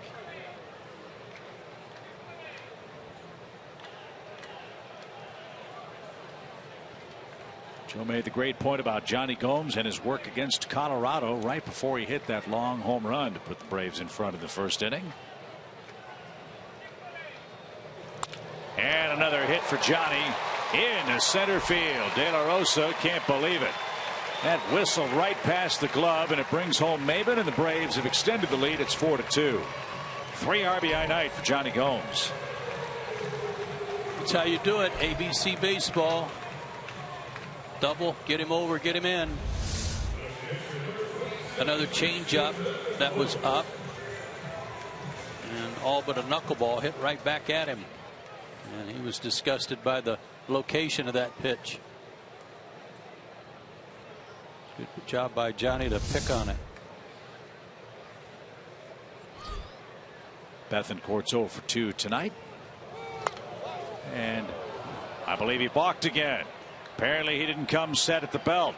So De La Rosa has issued his second balk in the game. And he's looking over at Brian Knight, the first base umpire, and saying, what did I do?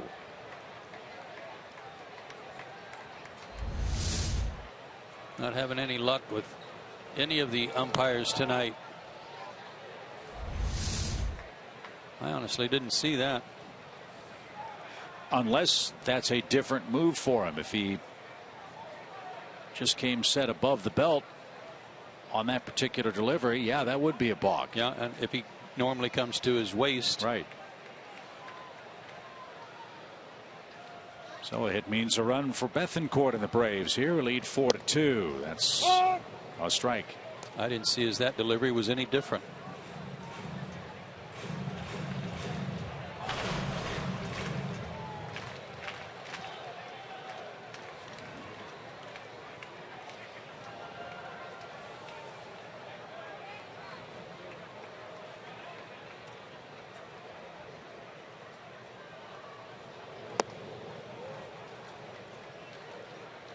We've talked a lot when we've played the Rockies about their home pitching problems.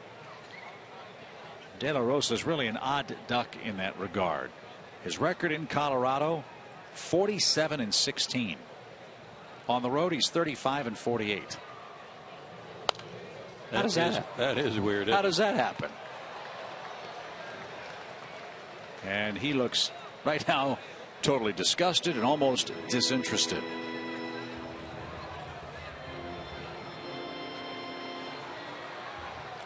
Four runs on 7 hits, 2 homers, 2 balks, 3 walks, 1 strikeout.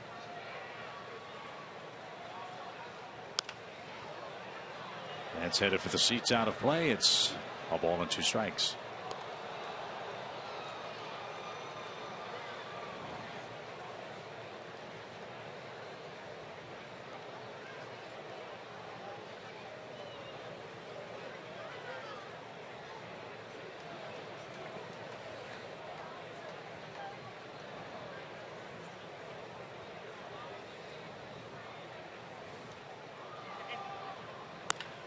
In the air to center, Blackman will retreat. And he makes the grab. Johnny will tag, and he'll streak to third base. He'll stand there with 2 outs. So another runner moved over on a productive out. Now Jace Peterson will try to bring him home with 2 men down.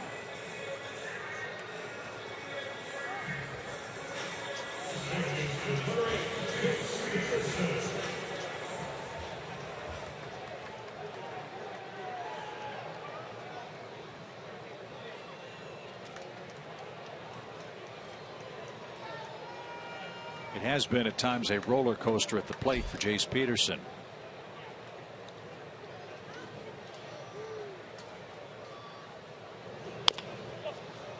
Pulled. Strike 1.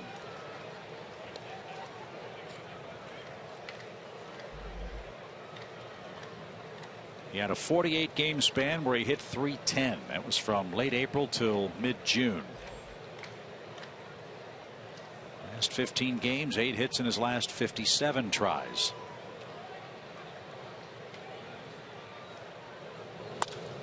That one hit the other way, but Parker's going to track it down. I like that better than the others, though. Yep.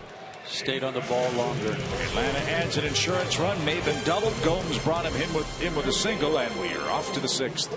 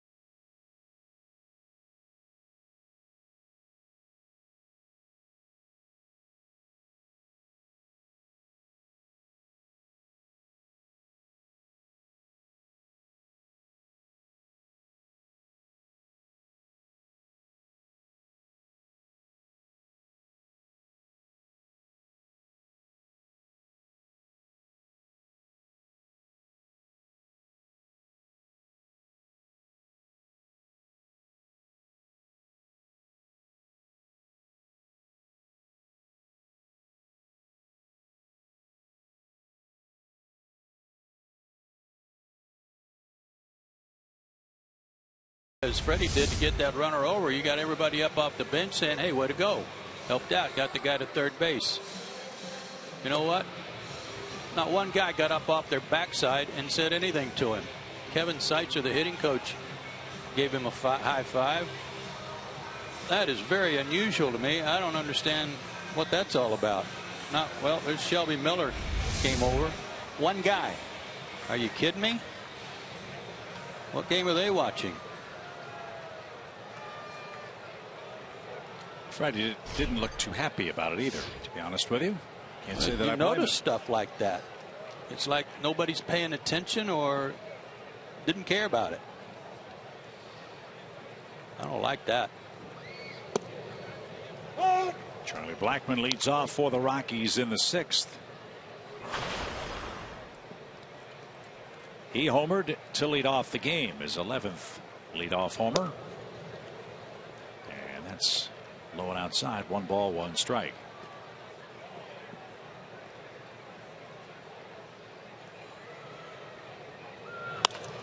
Ground ball to second. Peterson slides to his right.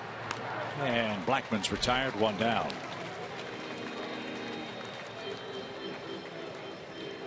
So far, so good for Julio Teheran. He's retired 13 of the last 14 Rockies hitters. Joe's 4 keys tonight were homers and walks. Julio's 1 for 2 in that regard. 2 solo homers have accounted for both Colorado runs. He's not walked anybody. That's in keeping with what he's done the last 4 games. Now both areas drastically improved. Last 30 innings, Julio's walked 4 as Reyes hits one a mile down the right field line. And well foul and well short of the fence. 0-2.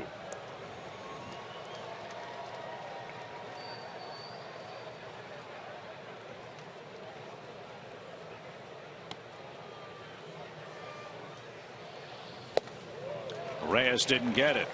He's popped out twice, struck out once. 6 straight retired by Julio, and that's his 4th strikeout. 92 with a little movement away. Target was away. Popped it right there. Good command tonight.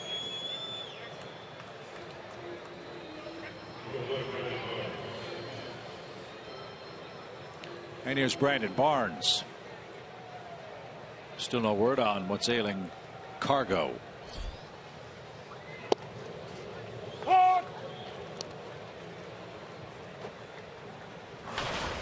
Barnes was 3 for 16 with 3 RBIs for Colorado in their just completed homestand.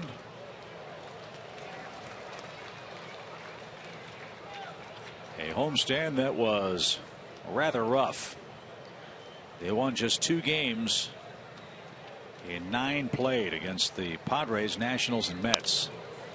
Popped up on an 0-2 pitch. Peterson drifts out. Markakis comes in, and Julio is cruising. 3 up, 3 down. He's set down 7 straight. 4-2 Atlanta.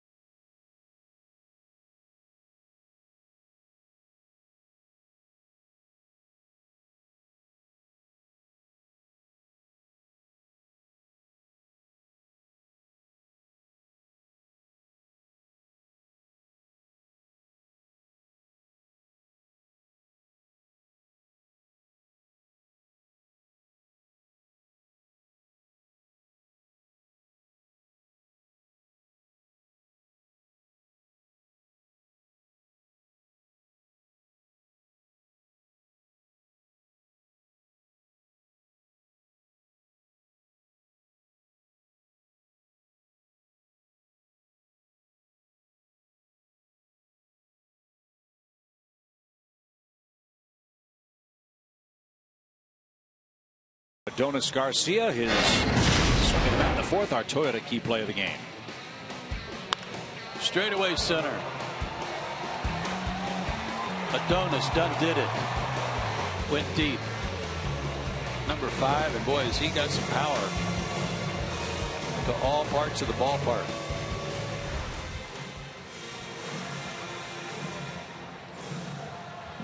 He has not pulled a homer yet. Drew Jenkins, our statistician, says 3 homers to straightaway center, 2 the opposite way to right. And 4 of the 5 have given the Braves a lead. A lead that is now 4-2.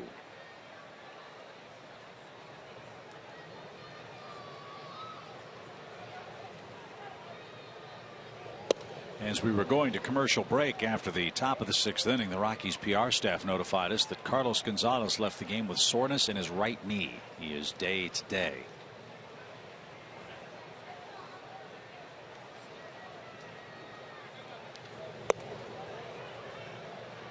High, ball 2.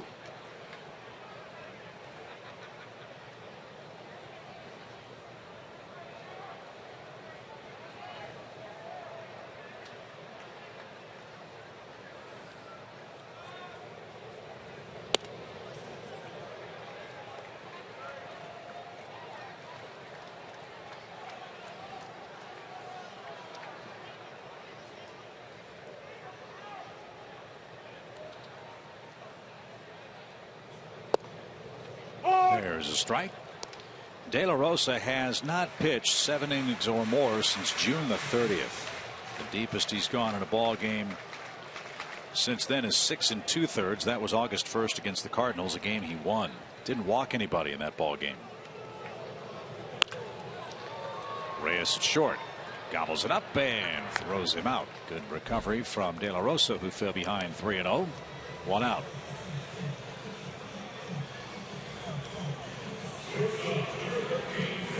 Well, I wouldn't say he's pitched awful by any means. He's given up 7 hits. 2 of those were homers. One of the homers followed a walk. And then the Braves manufactured a single run in the 5th. Too much Julio Teheran tonight.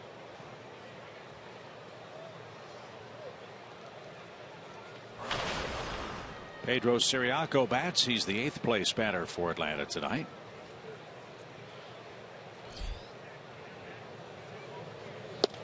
And didn't get it. Strike 1.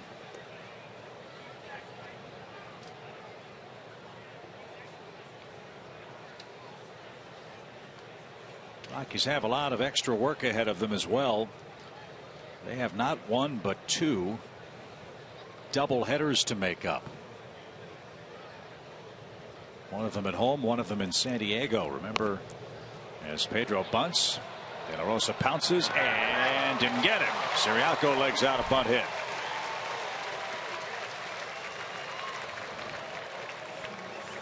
They're going to check it because De La Rosa was looking in the dugout wanting them to check it, but I thought it was clear cut.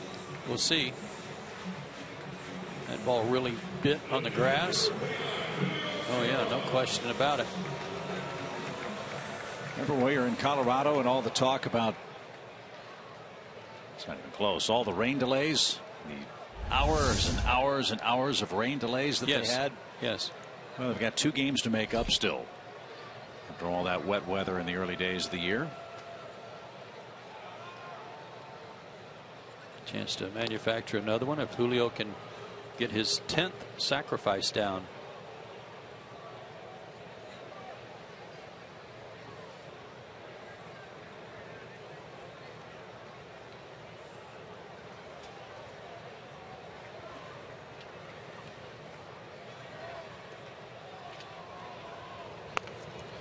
It's a beauty.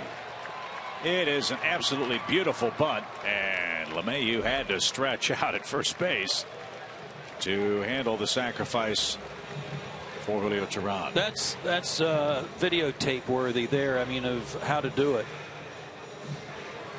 Some guys appreciating his bunt there. That's good to see. He's got it at the top of the zone, and then he just lets the ball come to the bat and catches the ball with the bat to soften it. His 10th of the year. And that's more than anybody else in baseball. So Julio, tip of the cap for that. Now Markakis with 2 outs. Looking for his 41st multi-hit game. He singled back in the 3rd.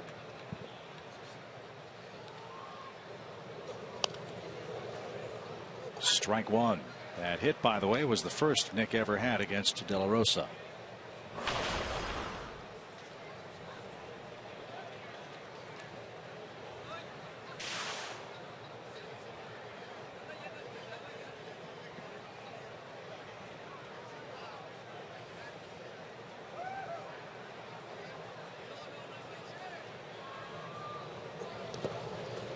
Stop, even count.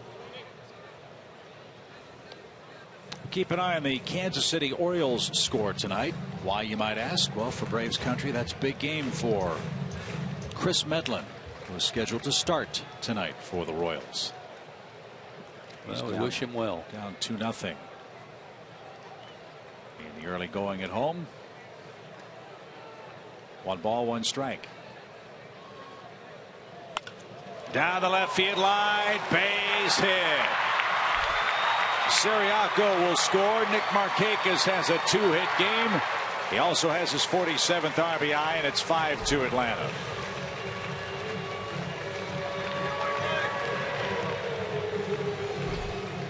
All started with that 1-out bunt by Siriaco, and now some clutch hitting with 2 out. That slashing swing of Nick Markakis. Another multi-hit game for him. Number 41. D. Gordon leads the league with 44 of them. We'll see D. Gordon at the end of this homestand when the Marlins come to town. Multi-hit game for Cameron Maybin tonight. A bunt single, a double. He's walked and he scored. Strike one.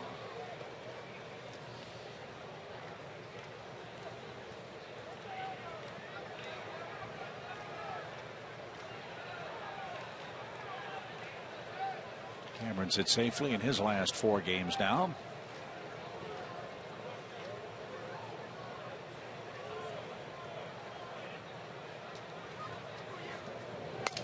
Broken bat. Arenado at third. And throws low to first, but Paulson digs it out, and that retires the side. A run, 2 hits, more ABC baseball from the Braves, and we head to the 7th, leading 5-2.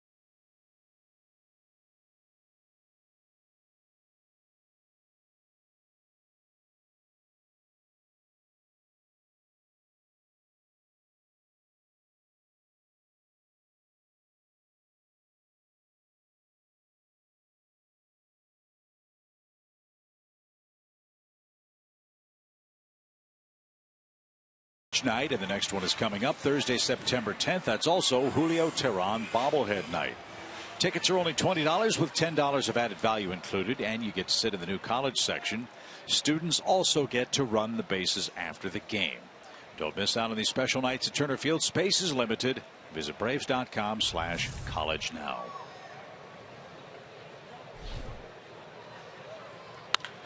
First pitch swung by Arenado. Siriaco at short. Got him. 1 down.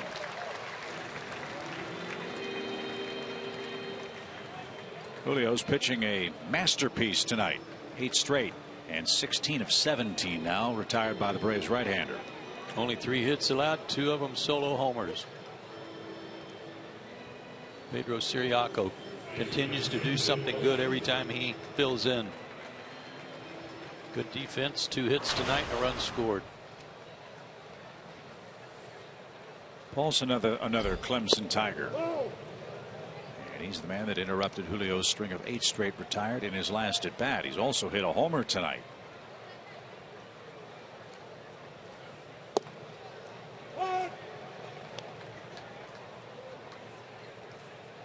The Mets have just taken a 9-7 lead over the Phillies. Told you it was early. That game's in the 5th. I'll say again, with respect to the Phillies trailing now, it's still early. Still early, yeah. David Wright hit a home run on his first at bat back for the Mets tonight. Ryan Howard's hit a home run for the Phillies. Wilmer Flores hit 2. Sometimes the best trades are the ones you don't make, right? He's become a Mets hero.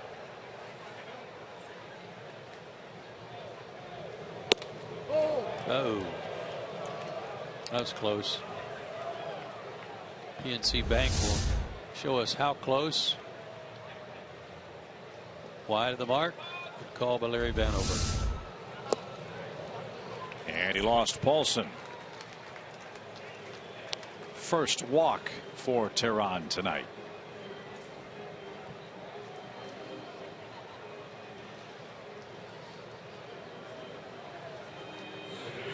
Get a double play ball from LeMahieu. He's hit into 14.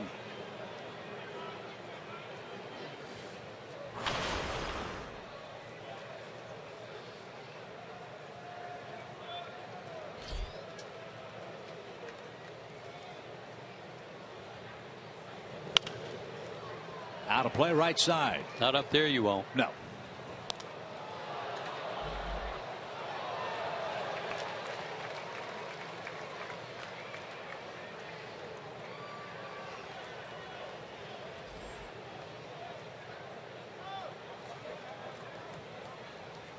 Action begins in the Braves pen. Strike one. Line to second. No throw to first. LeMahieu's 0 for 3, 2 outs. 99 pitch mark for Julio. Ross Detweiler begins to loosen up. Again, if you just joined us, along with Bethancourt, who's behind the plate tonight, Sugar Ray Maramon called up from Gwinnett. David Aardsma has been designated for assignment. And Yuri Perez sent to AAA. Yeah, Yuri became the odd man out when the Braves acquired Michael Bourne and Nick Swisher. Peter Moylan also up.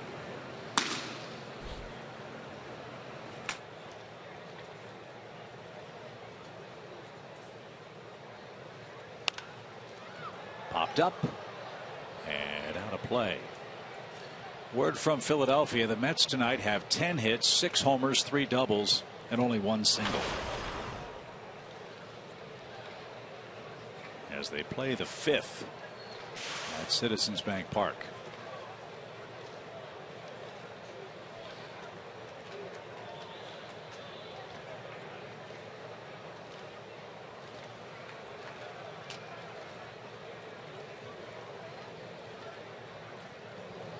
Swing and a miss. Julio Tehran is having himself quite a night. That's his 5th strikeout. He leads 5-2 as we head to the 7th inning stretch.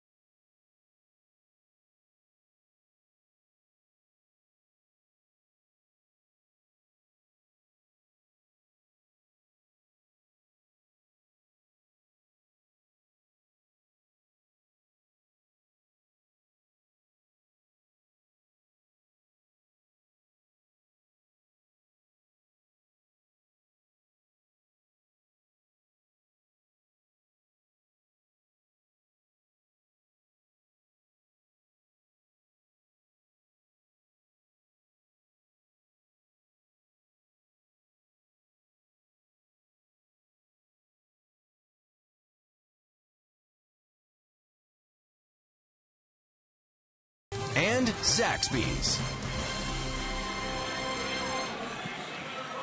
Braves 5, Rockies 2 as we enter the 7th inning here at Turner Field in Atlanta. Let's revisit our AT&T Ubers trivia question. Jorge De La Rosa is the Rockies franchise leader with 76 victories. Who's got the second most wins for Colorado?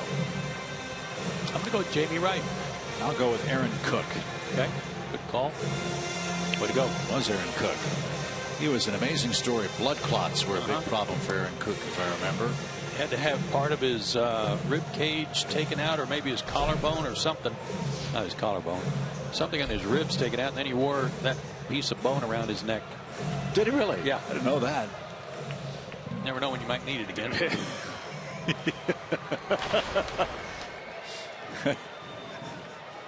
That's a very good point. Hadn't thought of that. Freddie Freeman leads off. He's 0 for 2, but credit him with part of one of the runs tonight. Gave himself up in the 5th inning after Maben doubled. Johnny Gomes singled Cameron home in the 5th.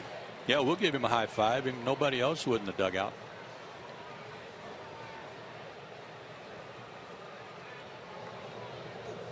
Swing and a miss. 0-1.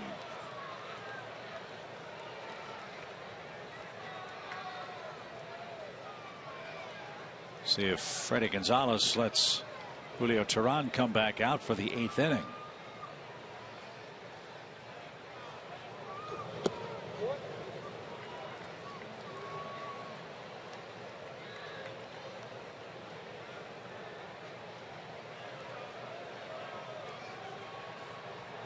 Julio's pitched a terrific game. Yeah, I hope he goes back out.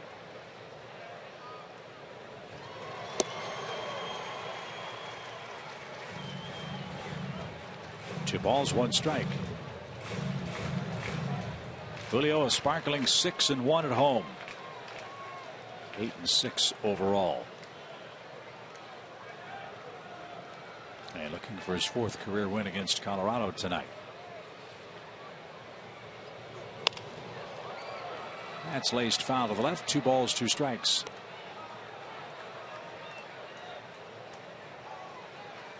The Nationals are idle tonight. They'll host San Diego tomorrow. James Shields and Steven Strasburg open up a series at Nationals Park. San Diego had a good homestand against the Braves and Cardinals.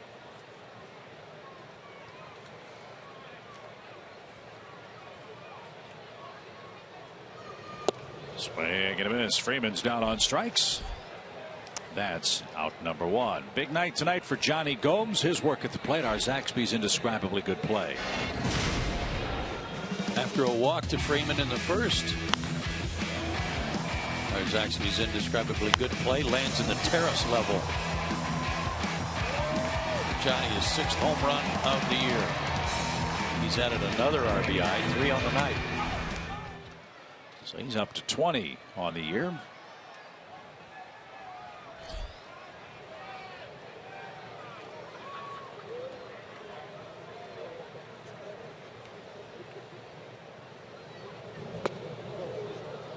On 1.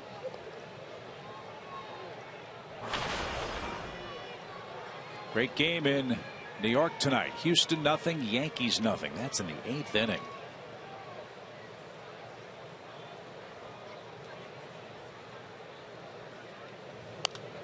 Fly foul out of play. The Astros, a great story. They're 4 games ahead of the Rangers in the AL West.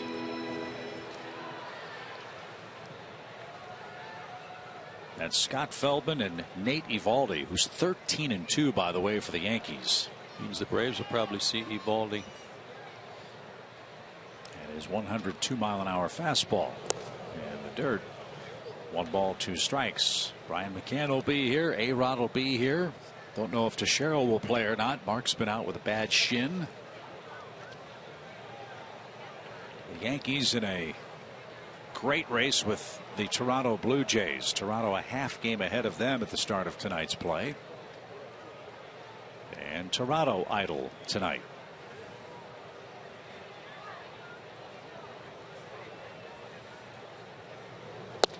Swing and miss. That breaking ball's been awfully good in this inning. In fact, the last couple. Back-to-back strikeouts, 2 outs. He started him with it and he finished him with it. This is the pitch that Maven was kind of sitting on when he came up and led off with a double in the 5th.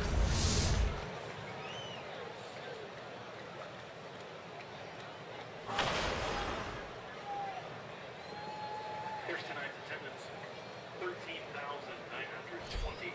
1-3.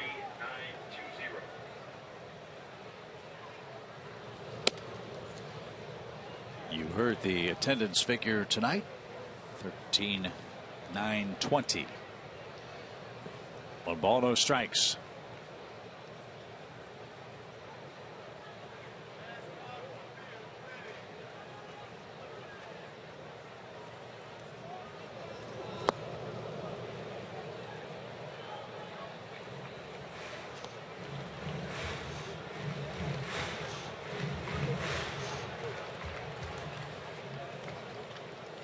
Looks like Julio's ready to go back out.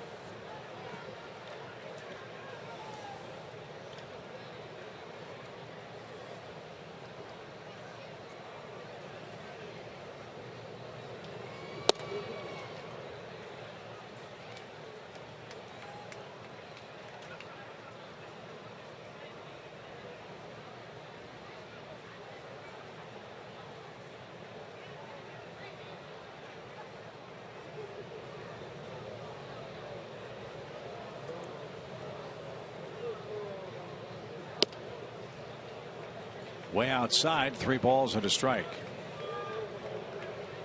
Their pitching staff is such. I mean, pitching at Coors Field, it's no big deal when they give up 5 runs. He came in with an ERA of 4.5, which is pretty good by Rockies standards. So hasn't been a big deal up to this point. He didn't give Bethancourt much to hit there. Pitched around him maybe. And Jace Peterson's the hitter with an 0 for 3 night working. That's an excellent point. Rockies' road ERA as a team is 4.6. Their home ERA 5.73. Over a run different per game. And a very patient manager in former Brave Walt Weiss.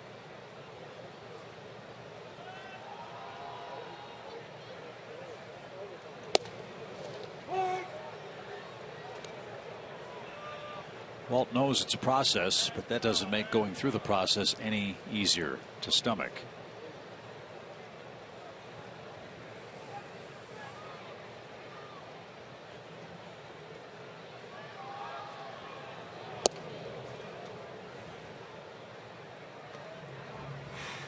Walt's first year they went 74-88, finished 5th. Last year 66-96, they finished 4th.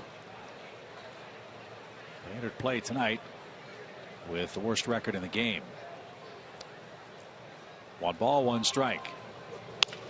Bouncing ball over first, off the first baseman's glove. LeMahieu backed it up, and Paulson got back to the bag in time. The old 3-4-3 put out at first base sends us to inning number 8. LeMahieu's a really good player, and he showed his wisdom and range.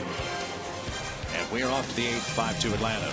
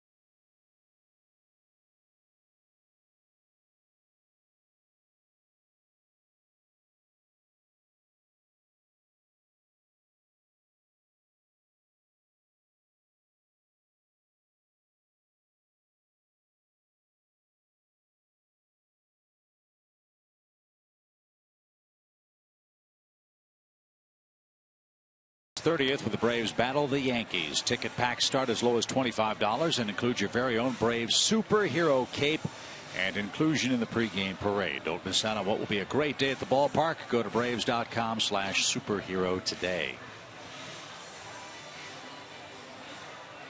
Michael Bourne checks in with Atlanta in front by a 3-run tally. Julio is back out on the mound.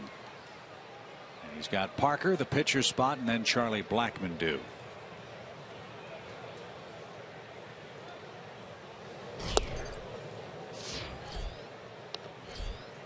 Julio's been like a superhero tonight. He's come to the rescue of the Braves and the bullpen.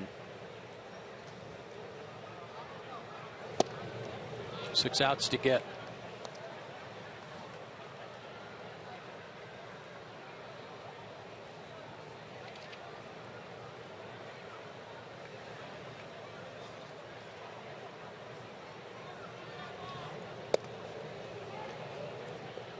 That's up and away. 2 balls and a strike.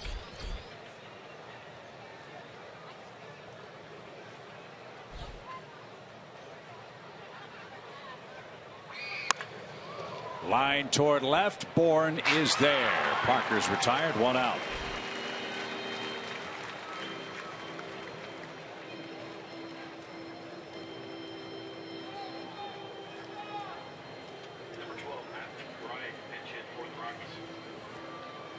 Matt McBride is going to pinch hit.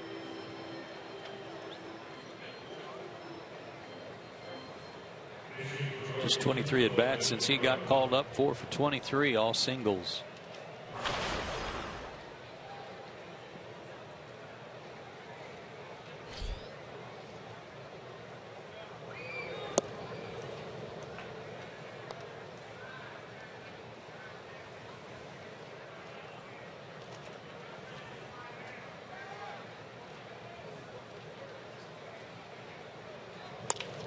In the air again, but Bourne's going to have to play that one on a hop.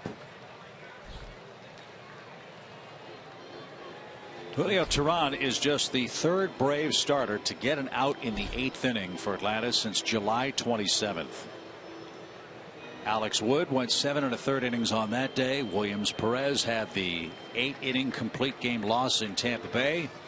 And tonight Julio will go 7 1/3 and leave with a 3-run lead and a big pat on the back. He's done it again at home. Excellent work by Julio Teheran. The Braves bullpen's in play. They'll try to protect a 5-2 lead as we continue from Atlanta after this.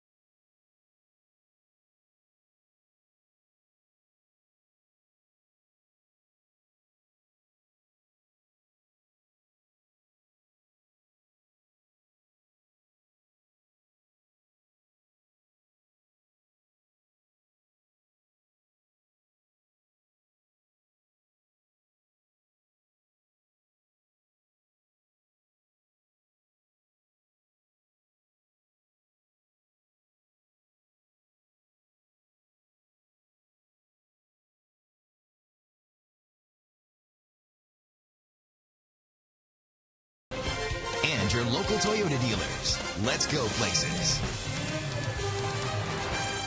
As we promised you earlier tonight, we've selected our Data Strong fan photo of the game. Tweet your strongest fan photo to #SouthDataStrongFan for a chance to be featured in an upcoming broadcast. That's brought to you by T-Mobile. Shirley Troxler Thank you for the photo.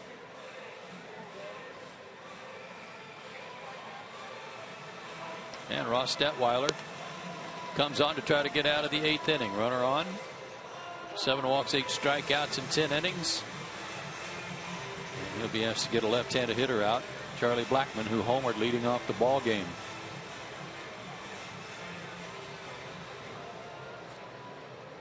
Blackmon has since grounded out twice. Left-hander's only 3 for 23 against Detweiler.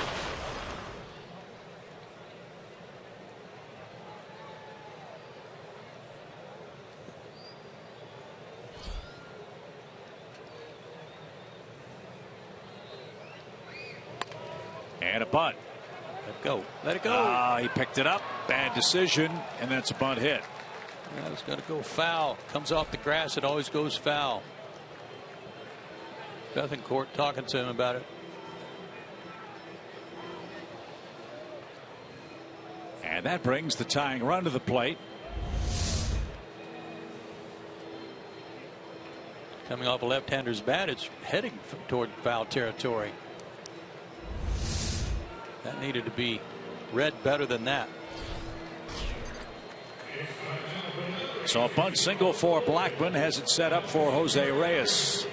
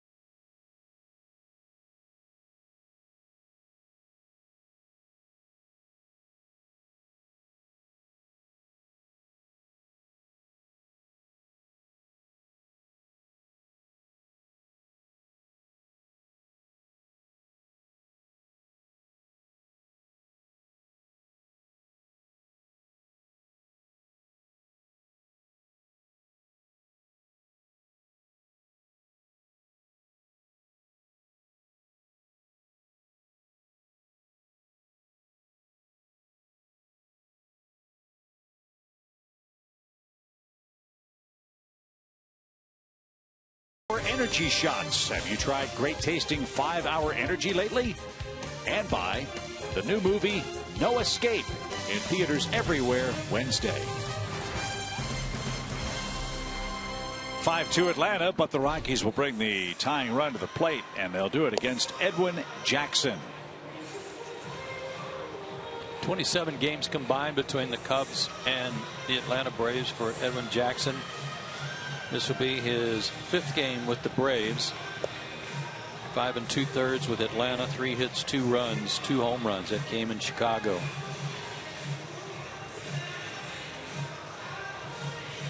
He's got that good slider working, though. He could get a ground ball here real fast.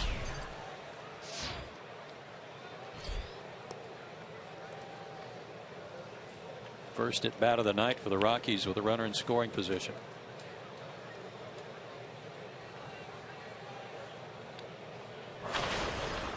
And it's with Jose Reyes in the batter's box. He's popped out twice, struck out once.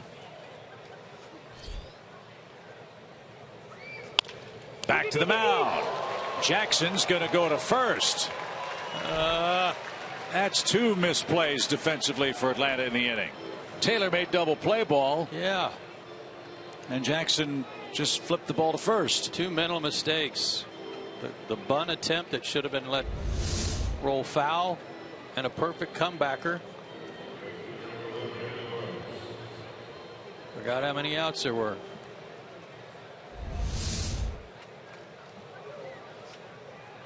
I don't think Edwin ever looked at Bethancourt, who was pointing to second base. Now you got to face Brandon Barnes with runners at second and third, 2 outs. Barnes came on for Carlos Gonzalez, who left with a sore knee. Downstairs, ball 1. Typically, every time you come into a ball game, the manager hands you the ball and tells you the situation. First and second, 1 out, or whatever the case may be. Well, here's a spot to see if Bethancourt has been working on his defense. If Jackson throws one in the dirt, he's got to try to block it. He can't this one. This one's into left field, a base hit. 1 run scores. Blackman around third. Throw to the plate is going to be in time. They got him. Michael Bourne with a perfect throw. Erased one of the 2 Colorado runners. It's a base hit for Barnes. Give him 1 RBI. Charlie Blackman gunned out 7-2. Let's see if the Rockies challenge the play at the plate. Great play that Bethancourt just left his glove right there to let Blackman slide into it, and he held on to the baseball. Perfect angle here. Got him. Foot not on the base. They're going to appeal it because they got nothing to lose here with a chance to stay in this ball game. So the Rockies will challenge the play at the plate. The angle we showed you showed Blackman was out clearly. Rockies perhaps challenging the tag and whether or not Bethancourt had the plate blocked. He did not have it blocked, but the angle from, well, this was a good one too. The angle from first base was the clear cut one right here. Tag up in the armpit. Foot is not on the base. Good throw by Bourne.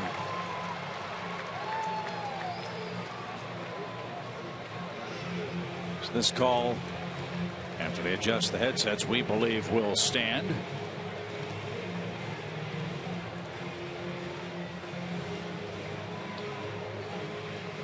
It does. He's out at the plate. And that ends the Rockies' 8th inning. Nice throw, nice tag, nice end to the frame. Rockies, though, get a run on 3 hits and edge a little closer. It's 5-3 Atlanta.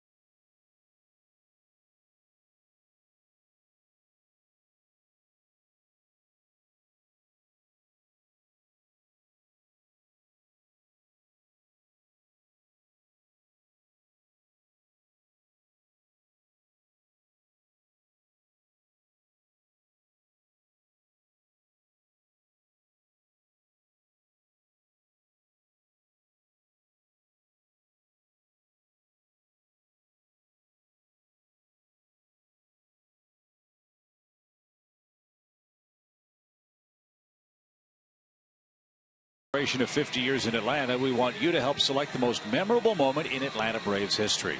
Go to Braves.com/A50 today and vote on the current matchup. Freddie Freeman's playoff clinching walk-off in 2012 versus the 14th straight division championship clinch in 2005. Go to Braves.com/A50 to relive your favorite Atlanta Braves moments. This is Gonzalez Hermen on for Colorado. He's got the 7, 8, 9 men coming up in the Atlanta 8th. Came over from the Cubs. Actually made a start against the Braves earlier this year. Pitched 3 innings and pitched great.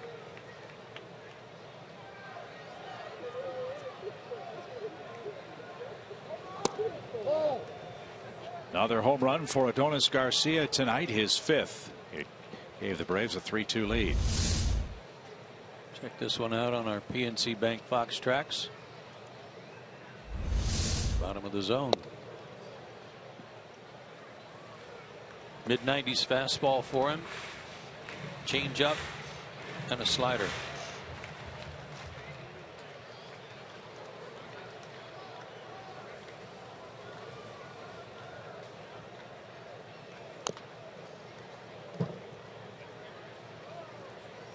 The crazy game continues in Philadelphia, where the Mets lead 13-7. They've hit 7 home runs, have the Mets tonight.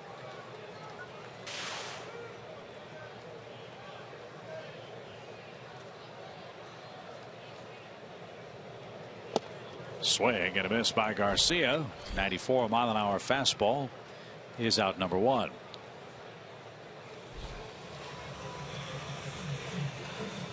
Two-hit night for Braves shortstop Pedro Ciriaco. If you're just joining us, remember Andrelton Simmons banged up his knee in Chicago. It's not expected to be a serious injury, but the Braves are keeping him out until they feel he's as 100% as he can be.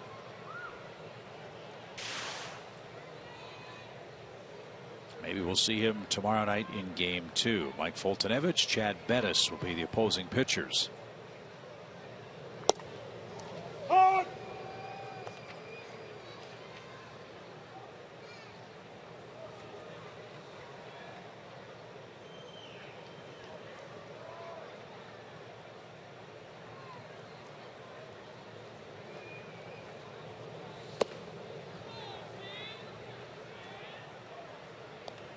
Ciriaco again proving his value, filling in for Andrelton with 2 hits, including a double, run scored, good play at short.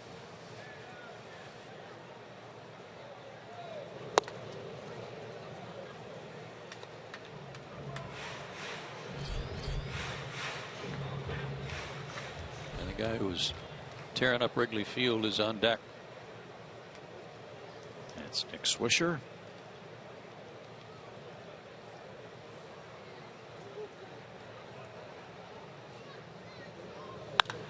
High fly ball down the left field line, but Pedro pulled it.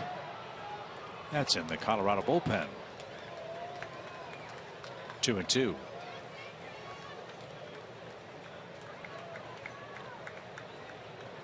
They're in the 9th in New York. Houston nothing. Yankees nothing. What a game.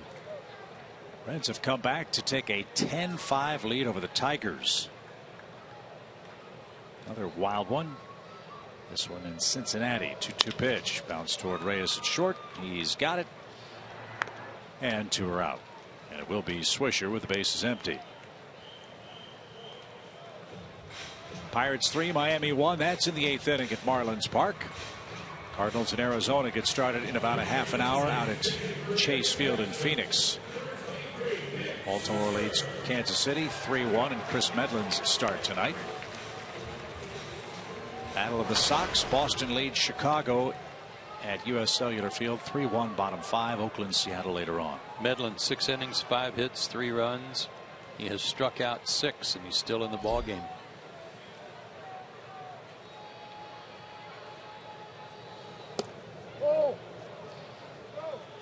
Good for Chris, coming back from his 2nd Tommy John surgery.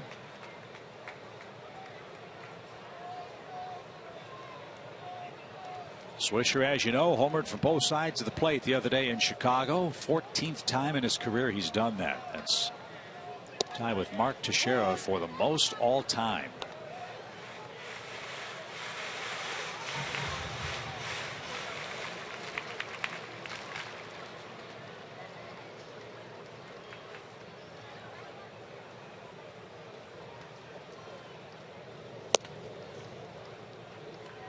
Two balls, 1 strike.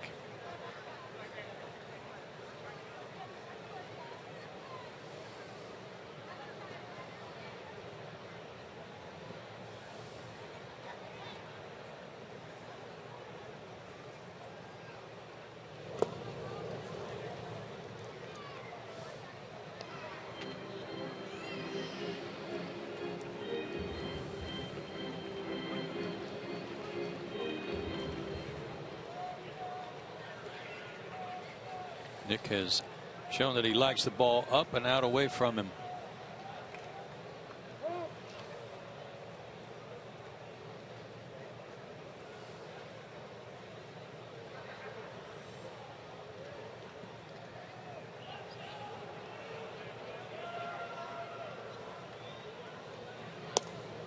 He takes a 2-out walk.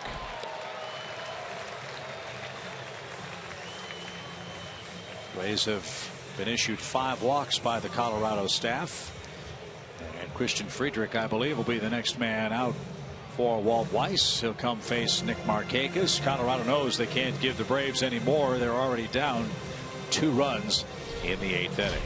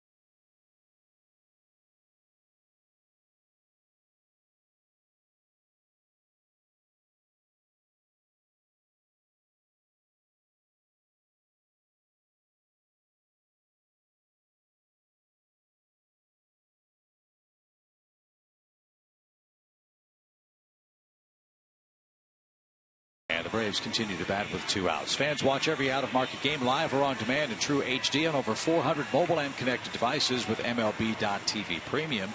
Real-time highlights, live look-ins, pitch tracking widgets, and more every night on every device. Blackout and other restrictions apply. Visit MLB.TV for details. This is former first-round pick Christian Friedrich out of Evanston, Illinois. He's getting his lumps handed to him, I guess, trying to figure out how to pitch at this level himself. 36 strikeouts in 50 innings. Got a very high batting average again. 66 hits in 50 innings. Out of Eastern Kentucky. 25th pick overall in 2008. Baseball America said he was the second best left-handed pitcher in the draft that year.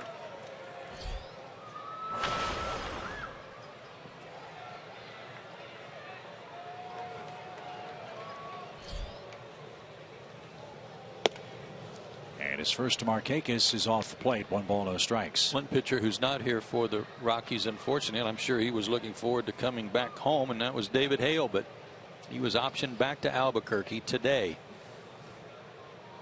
It's too bad. Bad timing for him and for his family, hoping to get a chance to see their son pitch. Out of play. And 1 ball, 1 strike. And another guy that they designated for assignment, released him, was Drew Stubbs. He's no longer a Colorado Rocky. He's out there for the taking. And Rafael Betancourt, too. Relief pitcher. They let him go. 1-1 pitch for Markakis with 2 outs. And fouled away.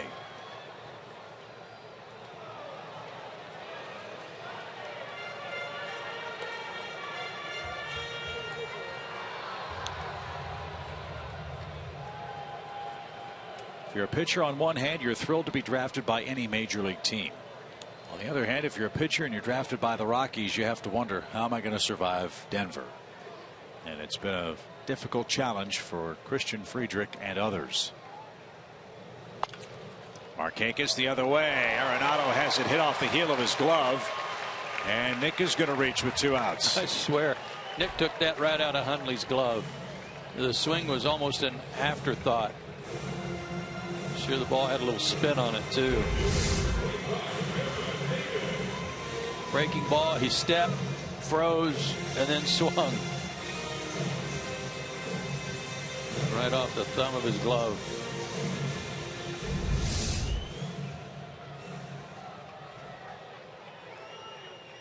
Infield hit for Markakis, a 3-hit night for him.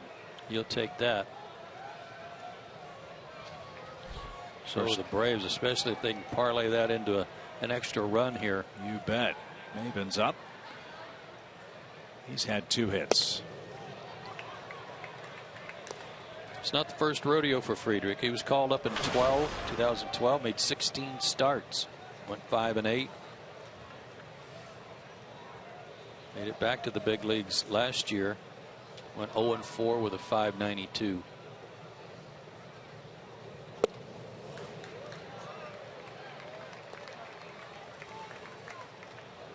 .0-4, .592 last year, 0-4, .558 this year.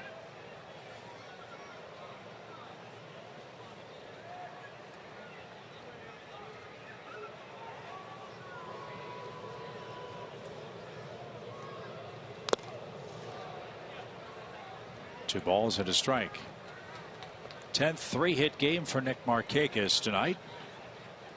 41st multi-hit game. He stands at first.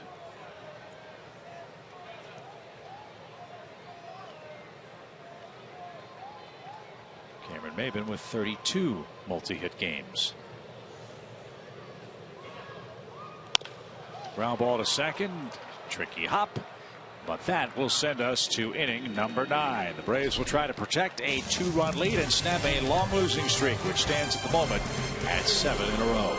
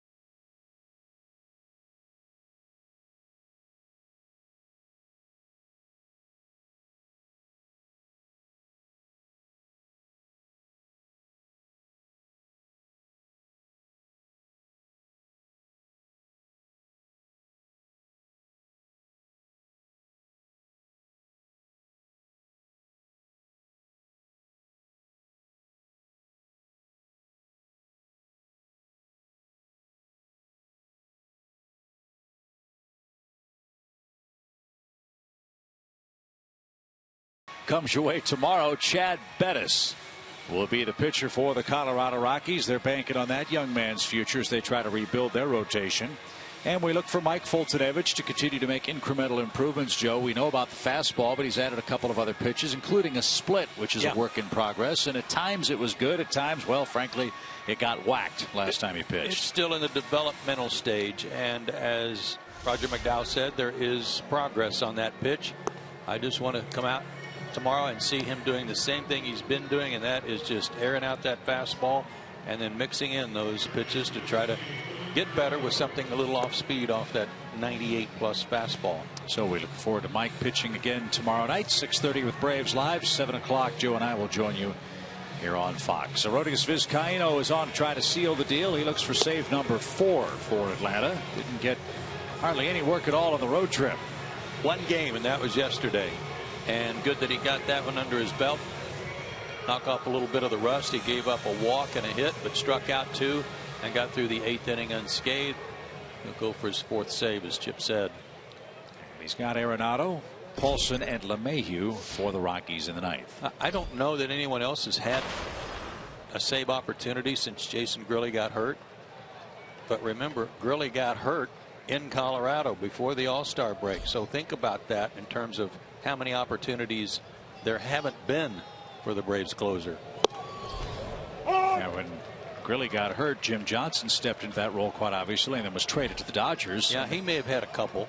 But then after that, there just haven't been many wins for the Braves. Popped up. Arenado shallow right. Markakis comes charging in and is going to get there. 1 out. A rare offer for Nolan Arenado. 1 out. Now the Braves had to figure out how to get this man out. Paulson's had a perfect night at the plate. Homer single walk.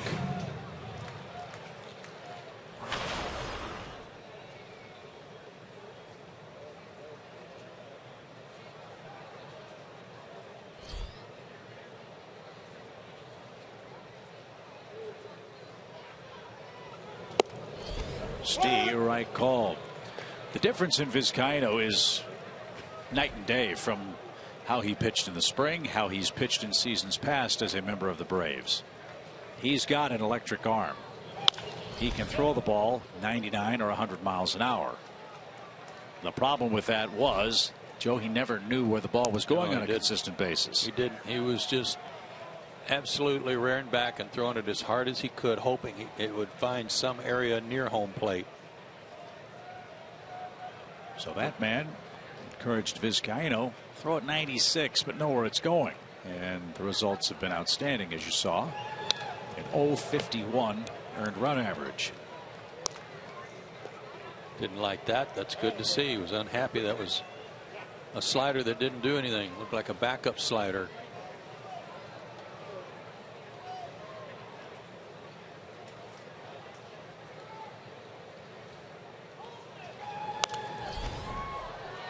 Out of play at 99. And Paulson's still alive, 0-2. First glance at Paulson's bio picture on the scoreboard. Thought I was looking at Wade Boggs.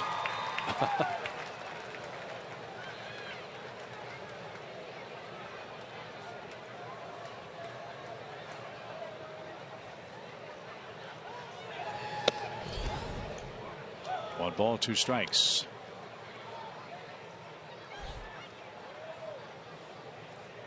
Braves were swept in Colorado. They try to issue some payback tonight. Turner Field has been a house of horrors for the Rockies. They've lost 32 of the last 40 games played in this park. And they're not away from losing a 33rd game. Perfect throw. 2 outs. Nice stop by Bethancourt.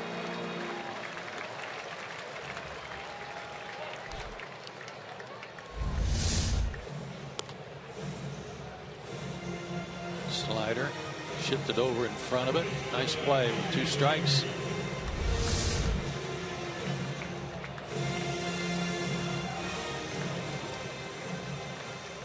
And DJ LeMahieu, the final hope for the Rockies. He's 0 for 3.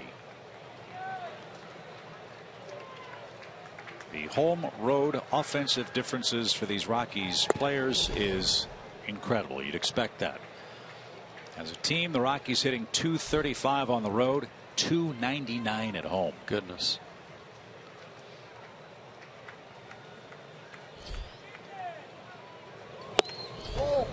Don't want to walk him. 2 balls, no strikes. You got Hundley on deck.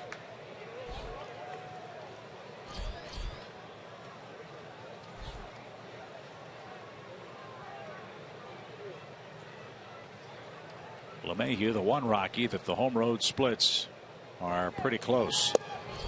He's a .301 hitter on the road, .313 overall.